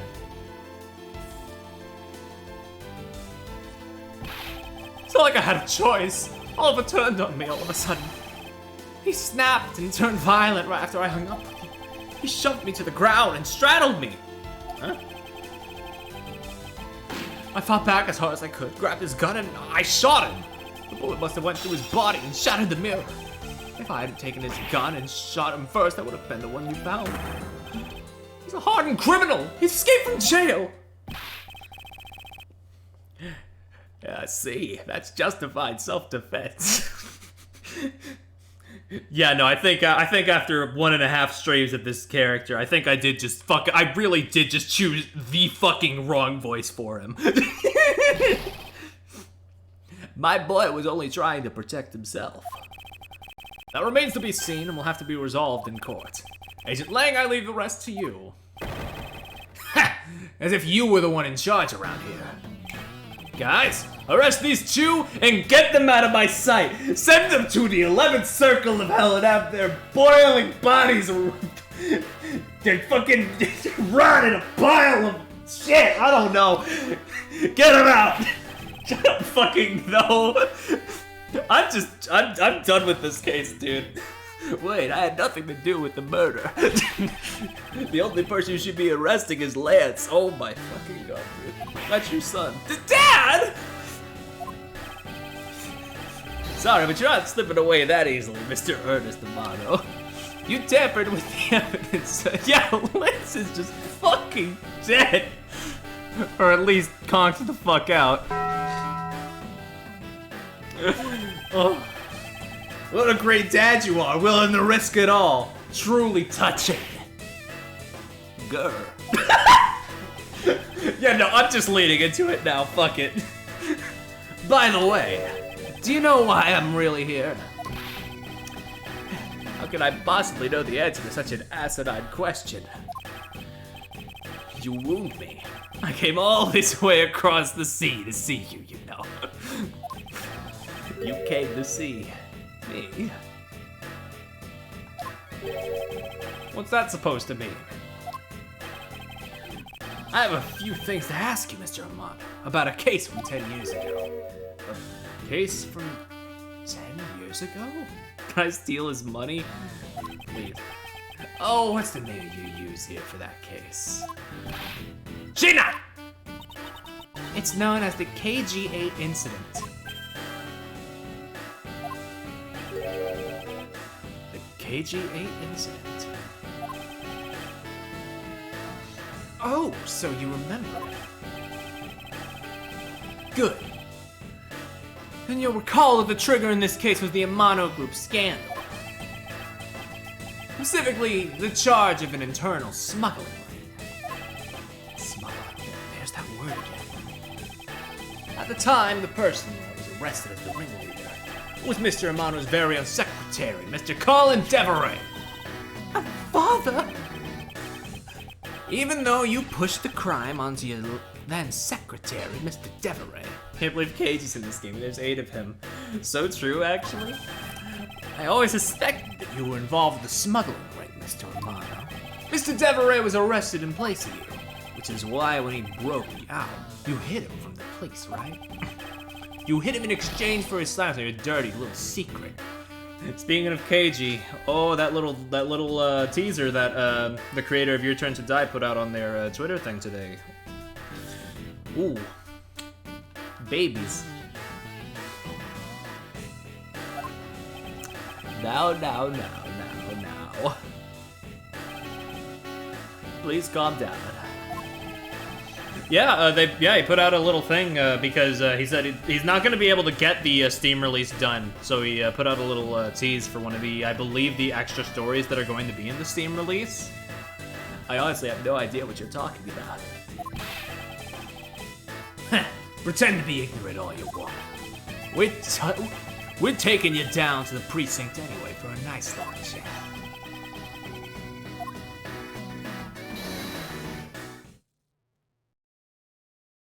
Who is it? Who the heck was that? It's one of 2. Oh, it was not one of 2 people. It was somebody else entirely. It's this fucker. I'll take him down to the precinct if you don't mind. Who the heck are you? I'm Jock Sportsman, and I'm the prosecutor in charge of this case. Oh, Jocks, thank goodness you're here. Don't jerk me around. I believe this case takes place in the past or something. Like, doesn't this case take place before case 1? I could be wrong. This is an Interpol case, so keep your paws off my suspects. Sorry, but I can't comply. I've got the backing of the prosecutor's office. See, in this country, we prosecutors work with the police to bring the cases to court. Jerking like, hey, yo. So if you could please cooperate with me here, that'd be great. Now, how about a handshake to seal the deal? Sorry, but I hate prosecutors, the whole lot of you. Guys, arrest the 2 suspects. Get this fucking Heihachi wannabe and his son out of here. Sir! Oh, I almost forgot. Prosecutor Miles Edgeworth, is it? I'd like to thank you.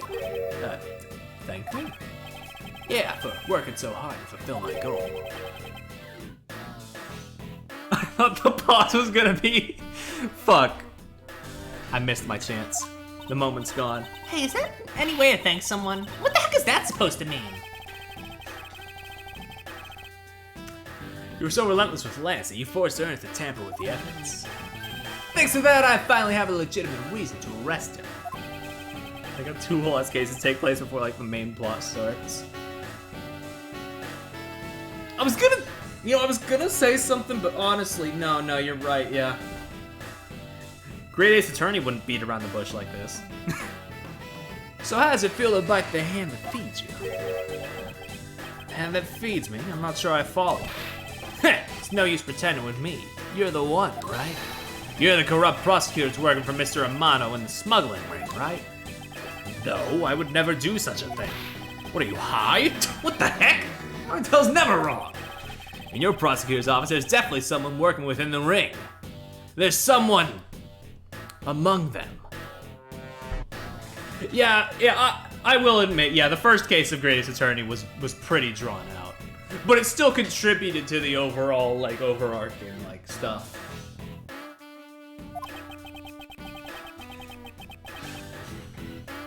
I mean, in a sense. Ah, so Agent Lang suspected my relation to Mr. Romano. That must be the real reason behind his antagonistic attitude.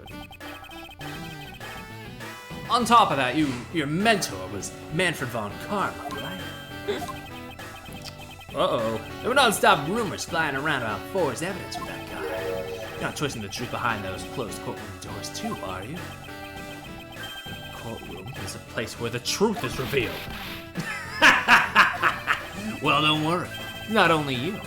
The whole lot of you can't be trusted. Even then, it's just mid. That's... I mean... You know what? That's fair. Yeah, that's fair. I was going to make an argument for, like, Grey's Attorney case, like, 4, but I feel like that's just my personal, like, bias. Prosecutor never lost in 40 years. Every defendant must be found guilty. Fueled by those ideas, is it any wonder that courts produce nothing but falsities and lies? It would seem that his disdain extends beyond just me. Prosecutors, the courts. Why is this man so angry with us all? Rest assured, next time we meet, I won't be so forgiving. So don't you forget it!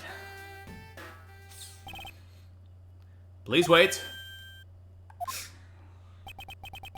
Agent Sheena. Wait, Agent Sheena? Why does Agent Lang hate all prosecutors so? Lang is the head of the long-honored House of Lang in Zhengfa. The heads of all police-related divisions in that country were of Lang blood. Were? What do you mean by that? Aren't they still? They were revered, but that was long ago. They don't hold that sort of sway anymore. And it was all because of the courts. How can that be? The prosecutor once withheld and tampered with the evidence. One of the Lang detectives found.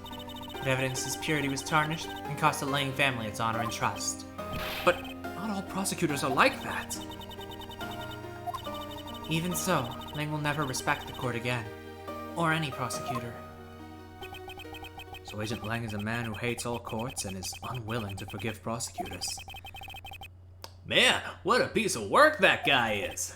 Come on, Jim, we better catch up. Yeah. We still gotta deliver that thing to the old man after all.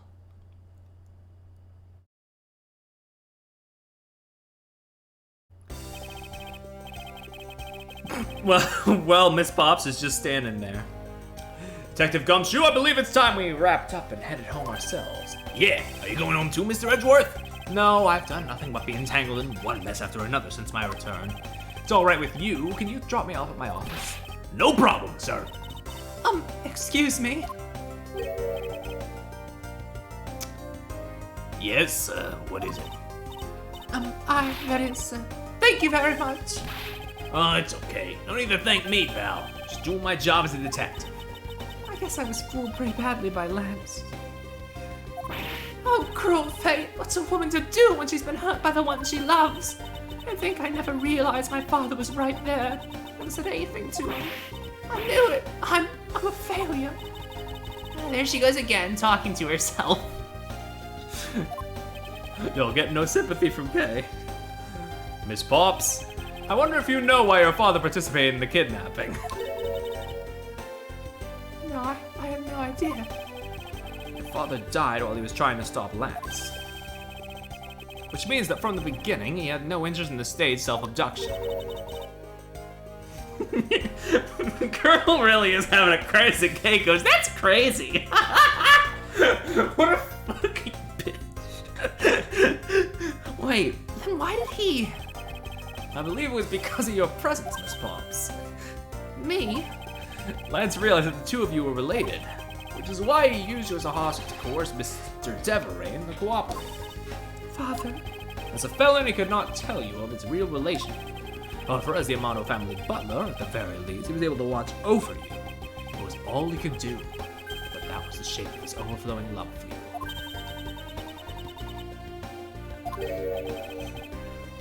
Go on, speak your mind. That is, thank you very much.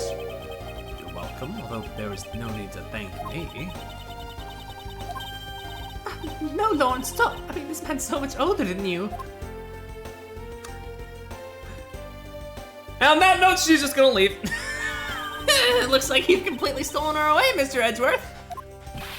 Way to go, sir. Your technique is way beyond the level of a great thief. What are you going on about now? Wow, your deducing skills may be sound, but you have no street smarts. That's Mr. Edgeworth for you. Yeah, I mean, he still hasn't figured out who I am at all. Eh?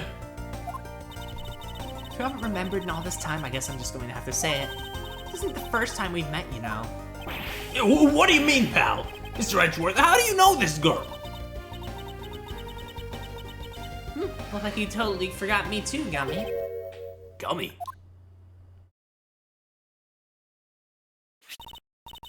Here, maybe this'll jog your memories. I promised I'd return this to you one day, remember? In women, I mean, he's Gage. Exactly. That single piece of cloth took me back far into my past. To that fateful day 7 years ago, when I first met the then child Kay. And Detective Gumshoe. No, literally. That piece of evidence literally transported me back in time. No. I kid. Anyway. Hey, Mr. Edgeworth, what kind of girls do you like?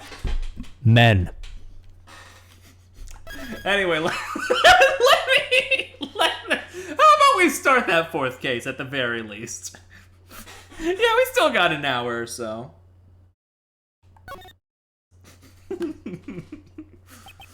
Before, normal time. Kay Farade, the young lady who calls herself the second Yatagarasu. The piece of cloth that she conjured up has taken me back to many years ago.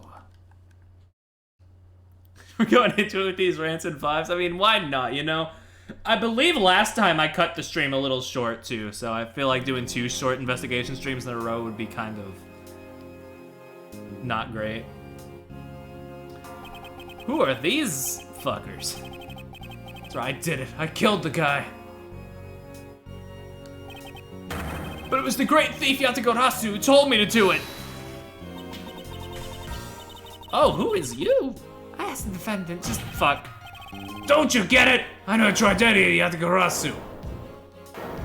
They look like Zero Escape characters. Yatagarasu is the man standing over there at the prosecutor's bench. I mean the prosecutor and the lawyer, I mean. Are you saying that I'm the Yatagarasu? Don't you dare deny it! You told me to kill him when you snuck into the embassy. The embassy?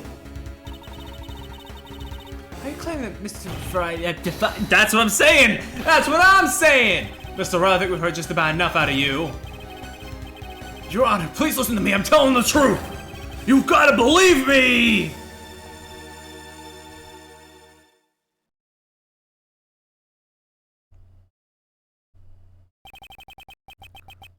In accordance with the defendant's accusation, I missed this voice. A new prosecutor shall be called to replace Mr. Farade.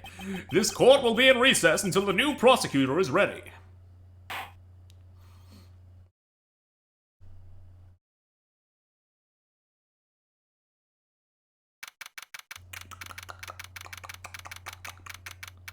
Damn, we really do be in the court lobby, though.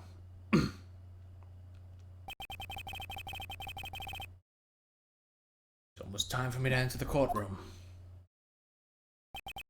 And so it is that my first assignment as a prosecutor will be as replacement for a prosecutor who has been accused by a defendant.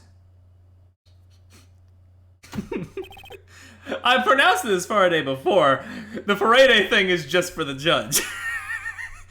Edgeworth. Oh, fuck! Not me having to figure out the Von Karma voice live. That's great. The Manfred voice live on stream. Sir. Should I just do the voice that RT Game does for him?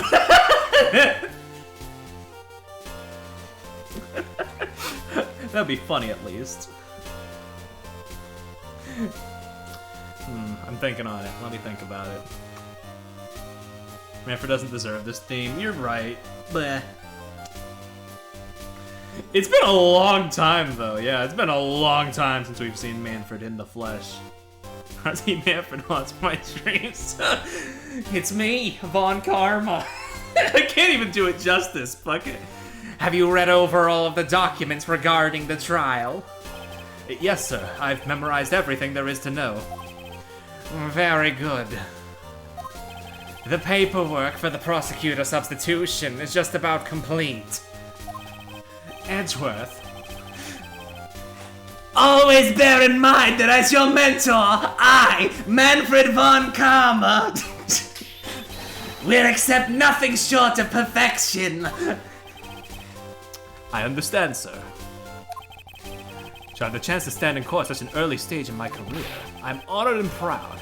As I have watched over your studies, I am giving you this very rare chance. This is so terrible. It's so well. She do be spitting facts though. In like a weird, twisted way, it kind of fits. Prove yourself. Crush the defendant's pathetic lies into oblivion. Yes, sir. That's such a legendary prosecutor is watching over and judging my performance. I have to be perfect in every way. Where'd you even get that? You mean... What, you mean this sprite? I made it. I drew this myself. Based off of the Charlie's grandma from Smiling Friends.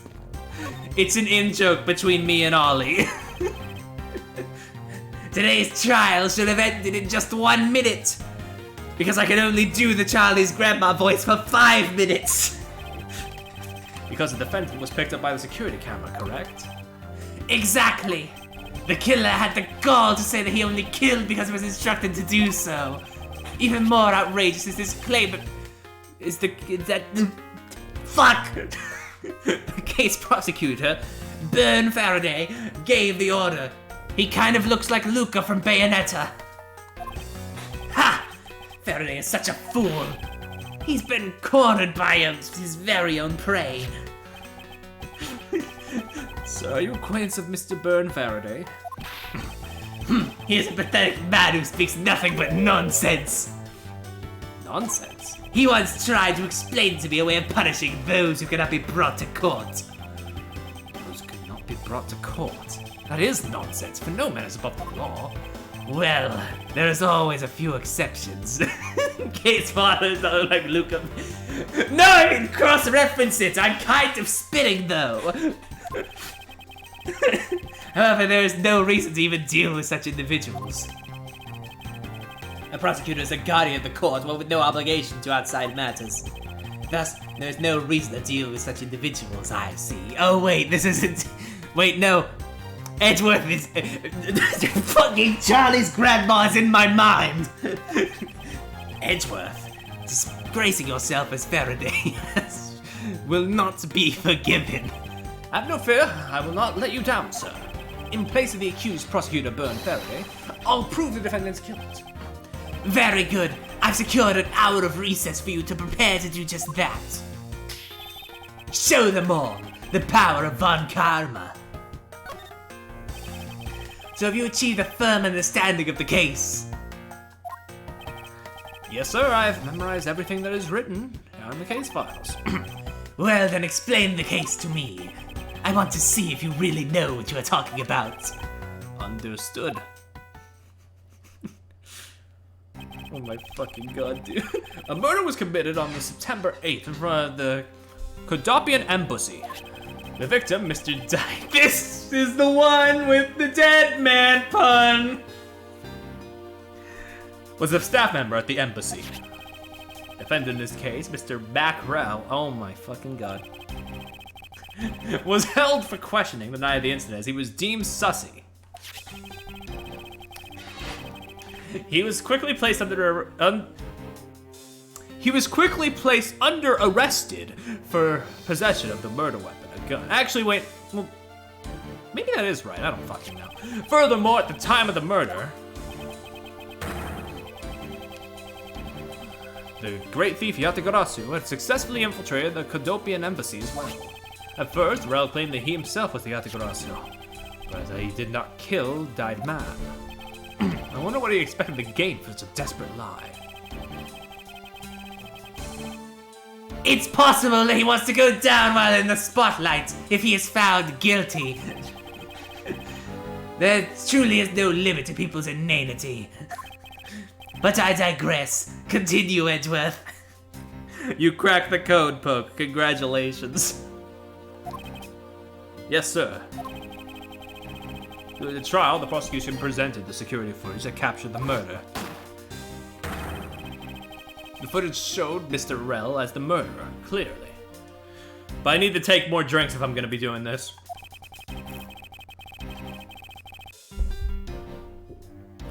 The act of Mr. Rel firing the gun can be seen clearly from the visitors' gallery. Upon seeing that, the defendant retracted his statement and admitted to the murder.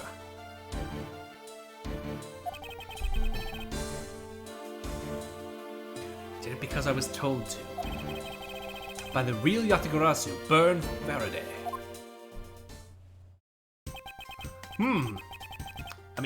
That sounds about right. However, you've forgotten one thing. While this may appear to be simply the murder of a Kodopian embassy staff member, people are actually referring to it as the second KG-8 incident. Second KG-8 incident? I'm very sorry, sir. I fear I failed to study hard enough. Well, even among the police, it's information that few are privy to. Could you please enlighten me, sir?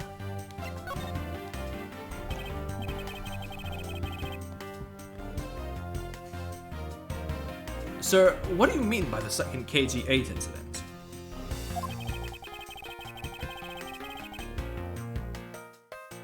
No, for me to tell you that, you must first learn about the original case. Take a look at these documents.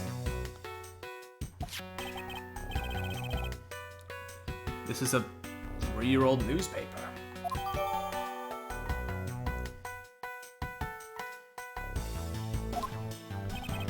You have heard of the Amano Group scandal before, correct? Motherfucker, we never truly leave him, do we? Yes, I have. I mean, we knew he was gonna be here, but I didn't expect him to just be there so soon. Secretary of Ernest Amano, the Amano Group's director, was arrested under suspicion of smuggling. Correct. CCU, oh fucking hell, was an employee of the Amano Group. And the sole witness to the smuggling operation. It was she who brought the crime to light. However, Miss Yu was silenced before she could testify in court. Wasn't a Kodopian embassy staff member arrested for the murder?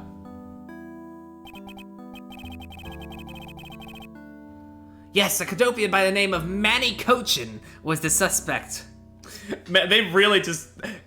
You know, I didn't get like half of the names last time, so I feel like they were just saving all the worst ones for this fucking case. Shut up right now. However, due to the lack of evidence, the case went unresolved. Lack of evidence? Ha! If only I was in charge of the case, I would have done everything in my power to prove his guilt. To make sure that all criminals are found guilty, my mentor really is dedicated. Faraday was the prosecutor on the case then. He was as pathetic as ever. A real pathetic man of the day moment. Mr. Faraday was in charge of the KG-8 incident as well? That's right. And now, once again, the victim of the case you are currently assigned to was someone who was scheduled to testify against that smuggling organization. And just like last time, the victim was... Oh, just like last time, the victim was murdered right before he was to testify. You're catching on. The victim was murdered just before his day in court against the smuggling organization. Events are occurring almost exactly the same way as they did in the KG-8 incident. Let me take a little sippy. So that's why it's called the second KG-8 incident. Yes, yet there is one difference between the two incidents. What would that be? The so-called noble thief that's sending everyone to an uproar. I really turned the exposition character into a Charlie's grandma. Thank you. Thank you, Punk. The great thief Yatakarasu. Let's find out more.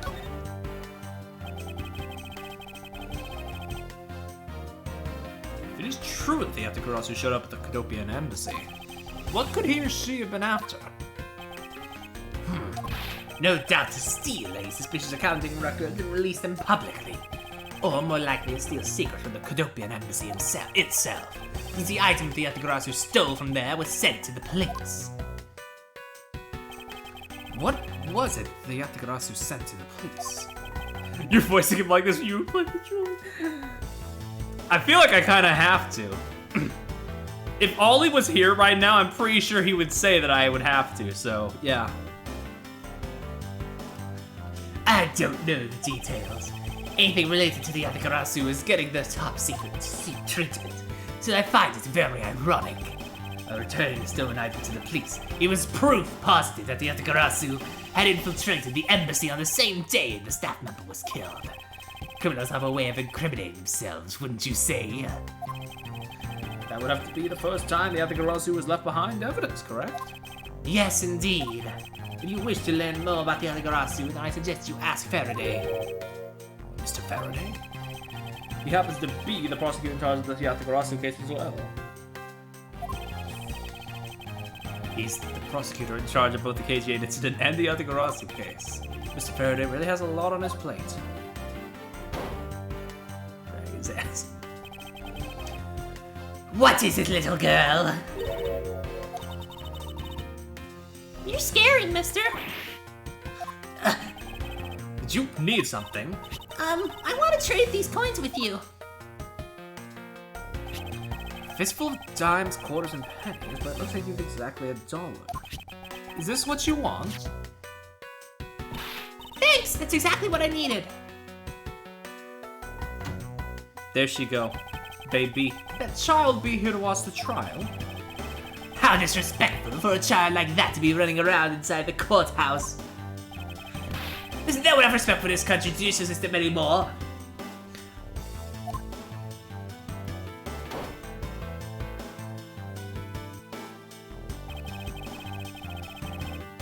Paperwork for the paperwork for the prosecutor substitution is complete. Why, do you even know how much time there is left before the trial resumes? Ah, I'm so sorry.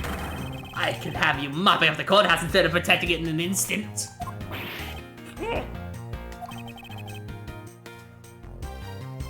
It's no bother, sir. Not being completely prepared proved to be a perfect handicap for me. A proud one you are. You'd better collect the evidence from Faraday and prepare yourself. It's time for your debut, Edgeworth.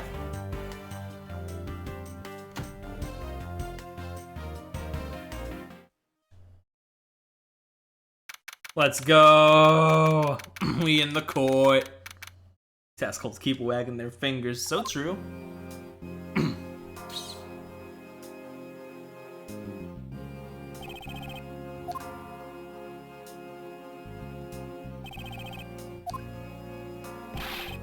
Just what is going on? Why isn't Faraday here yet? How is it possible that the defense is not prepared yet either?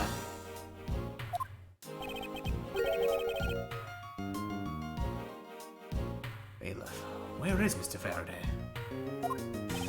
I'm not sure. I wasn't really paying any attention. There he is, oh my god, full body judge moment. Ah, you must be the one Mr. Von Karma recommended. I hear this will be your first trial. I look forward to seeing how you perform. Oh, by the way, was there someone celebrating a birthday during the recess? High profile judge, yep. Come to think of it, the other day with my grandson. So it looks like the trial is about to resume. However, Yes, it will be all but impossible to prove the witness a liar. The evidence from Faraday. Was that... for a second I thought he said, "What is that bastard buffoon up to?" What is that blasted buffoon up to? It's an emergency, sirs! Silence! There should be no yelling in the sacred hall of law. Disregard all the objections and holdits we throw out on a regular basis. Bailiff, remove that man from this courtroom at once. Please. Wait, you have to listen to me. There's an emergency. Defendant lobby number 2, Mr. Faraday and the defendant. The two of them, they're both dead, Your Honor. What? What? Oh, shit.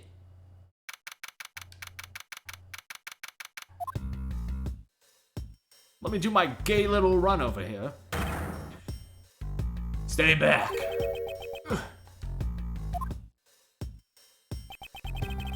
No one's allowed on the crime scene. Period. Man's looking like Inspector Cabanela from Ghost Trick, like 20 years after the events of Ghost Trick. Just who does this oddball think he is? This is becoming quite the hot spot. Isn't she Mr. Rell's defense attorney? Hey, you! Go right in the hallway, pal! Who are you to tell me what to do? I'll find out what's going on like this. It's time for some civil discourse. Let's talk to you first, since people seem to like you. Excuse me, but who are you? Detective Tyrell Bad. Homicide. I was informed of the situation and came as quickly as possible. So how did you arrive and inspect the body before me? Faraday requested for me to testify in the trial. Plain and simple. Mr. Faraday requested that you be here? I've already contacted HQ about the situation. I've got nothing to say to you, kid. Kid? I'm Mr. Faraday, substitute in today's trial. Therefore, I insist that you update me on the situation. Get back down here, I have a right to know. Do I need to teach you a thing or two about how to talk to adults, kid? Is he threatening me? Is he going for his gun? It's just a mirror. How dare he trick me like that? Faraday was stabbed to death with some kind of blade. And he had a gun in his hand. The other man, Mr. Macrell, was shot and killed. He was found holding a bloody knife in his hand. Was there anyone else who went into the defendant lobby number 2? Yeah, that big lug over there. His name's Gumshoe. Hey. I like how younger in this case is just, we gave them different coats. He was in charge of guarding the place. Although then again, Gumshoe without like the little like scruff of facial hair would be so fucking cursed. So maybe it was for the better. That was kept mostly the same. He's claiming that no one else entered the room. If that's the case, then they must have killed each other, correct? Maybe. Such impudence. This guy's really testing my patience. This isn't the first time. Yeah, it's true. I was just saying, like, now we know it's like a consistent thing. Why was I not informed you were going to testify in court? Homicides aren't my only gig. The Yatagarasu case is also one of my assignments. Not dirtied by 200 paychecks. True, actually. So you were called upon to comment on the Yatagarasu's characteristics, or to assess if Mr. Faraday really was the Yatagarasu or not. Well, looks like you just might have a brain after all in that head of yours, son. Son? I'm not your son, Pops! I don't know if there's anything I can present to this man, so I'm just gonna go and talk to the attorney lady. Do you have a minute? You know, I'm not really into talking to people I don't know, especially at a time like this. She really does just give me Zero Escape vibes. Signed, person who has never played Zero Escape, but will next year. I apologize for not introducing myself before bothering you. My name is Miles Edgeworth.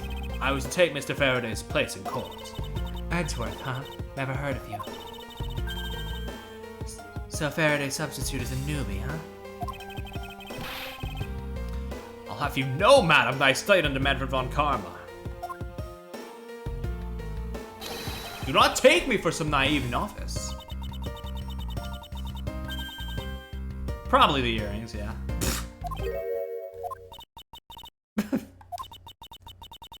Don't take me for some naive novice.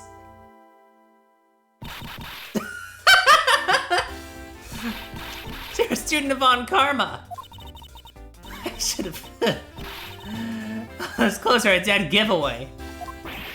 Stop right there! These are the comments of one who gallantly presents the facts!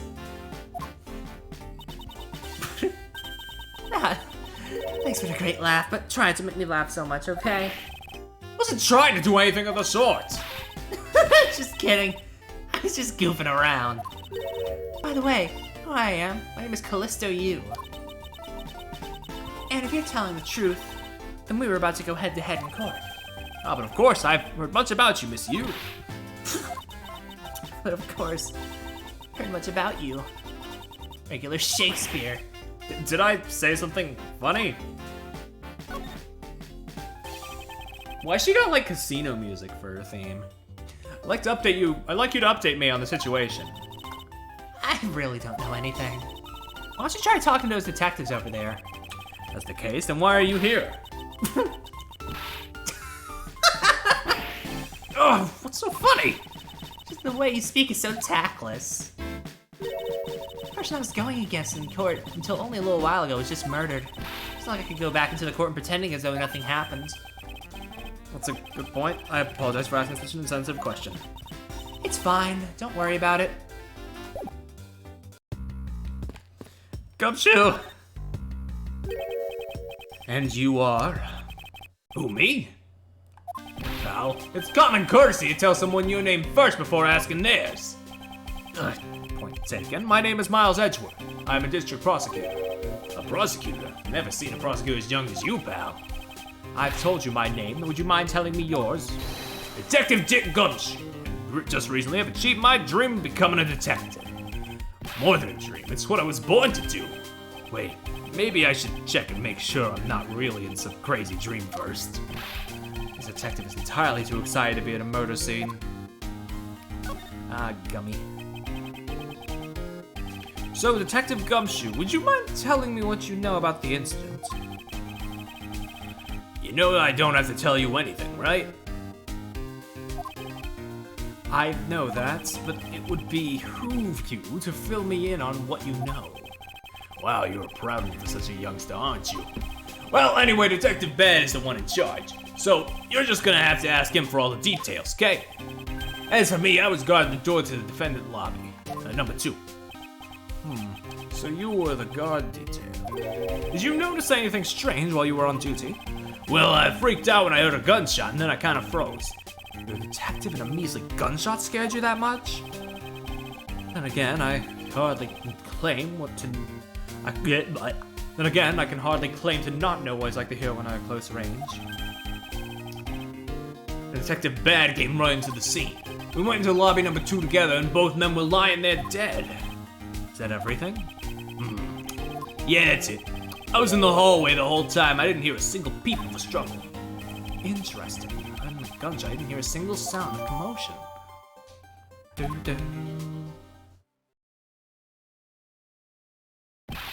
I miss you.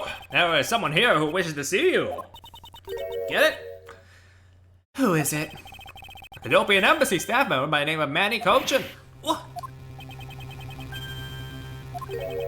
What's going on? Detective Bad and Miss Yu's moods just changed all of a sudden. Wait a second. Wasn't Manny Cochin? I'll be right there. Nice to see you again, monsieur. Why are you here? I have no desire to ever see you. I have no desire to ever see you again. Now. Actually, would you mind stepping outside for a brief chat? Fine, let's go. Don't mind me just making my way over to my student. And also you, Bad. Von Karma, been a long time. What the fuck happened to your voice? It's a long story. I knew you would. Oh my god, my leg. I knew you would show up. You usually do when the Yatagarasu's involved, and I see this case is no exception. Do you know Detective Bad, sir? Yes, he's like an old bloodhound that never leaves the scene of a crime. If only we get a promotion and move on. It's a crime scene where a detective is most useful and effective. It's not like I don't know that.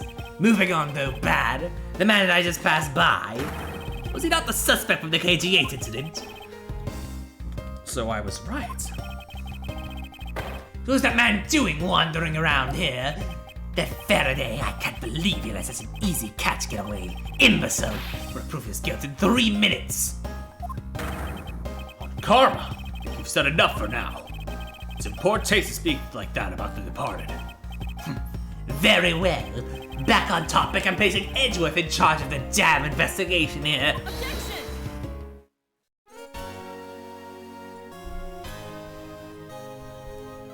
Oh my god, little German girl!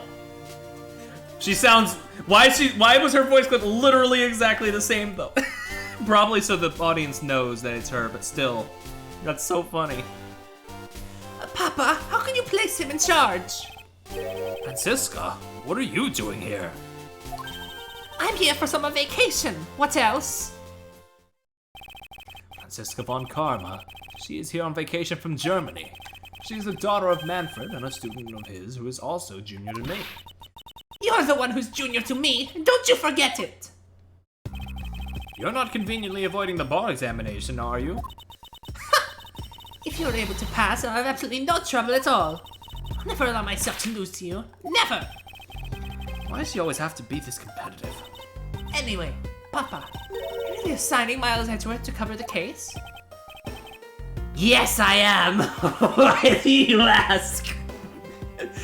This is so fucked. This is so fucked up. Well, you know, I'm close to becoming a prosecutor myself. And I'm 100% confident that I can do a better job than him. That's just like Francisca. She has no problem bad-mouthing someone right in front of them. Bad? Yeah. These two will be conducting the investigation. What? You want me to let both of these kids loose onto the crime scene? Ha! It's a perfect opportunity for them to work on their prosecutorial skills. The crime scene is not a place for children to be messing around in. I'm one with the authority over this crime scene, Bad, and I will not tolerate complaining. Edgeworth, Francisca, I leave this case to the two of you. Understood, sir. Yes, Papa. I'll go take care of the paperwork now. Remember, I'll accept nothing but a perfect report from the both of you. Do not disappoint me. Hold up, Von Karma! I still haven't agreed to this!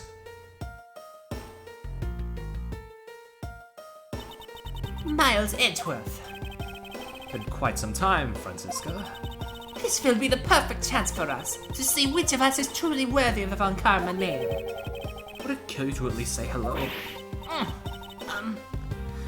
Long time no see. Very good. Just because you became a prosecutor first doesn't mean you can act all proud. She hasn't changed a bit. Miles Edgeworth, as I was saying, we shall see which one of us is worthy of the Von Karma name. For crying out loud, I've been reduced to a babysitter! Looks like Mr. Von Karma was successful in convincing the detective. That's just like him, he never fails. Now I'd appreciate if you could quickly run me through the facts, Detective Bad. You're better off checking things out on your own. Very well. Seems like getting help from Detective Bad will be a most arduous task. Oh, here's the crime scene, I guess.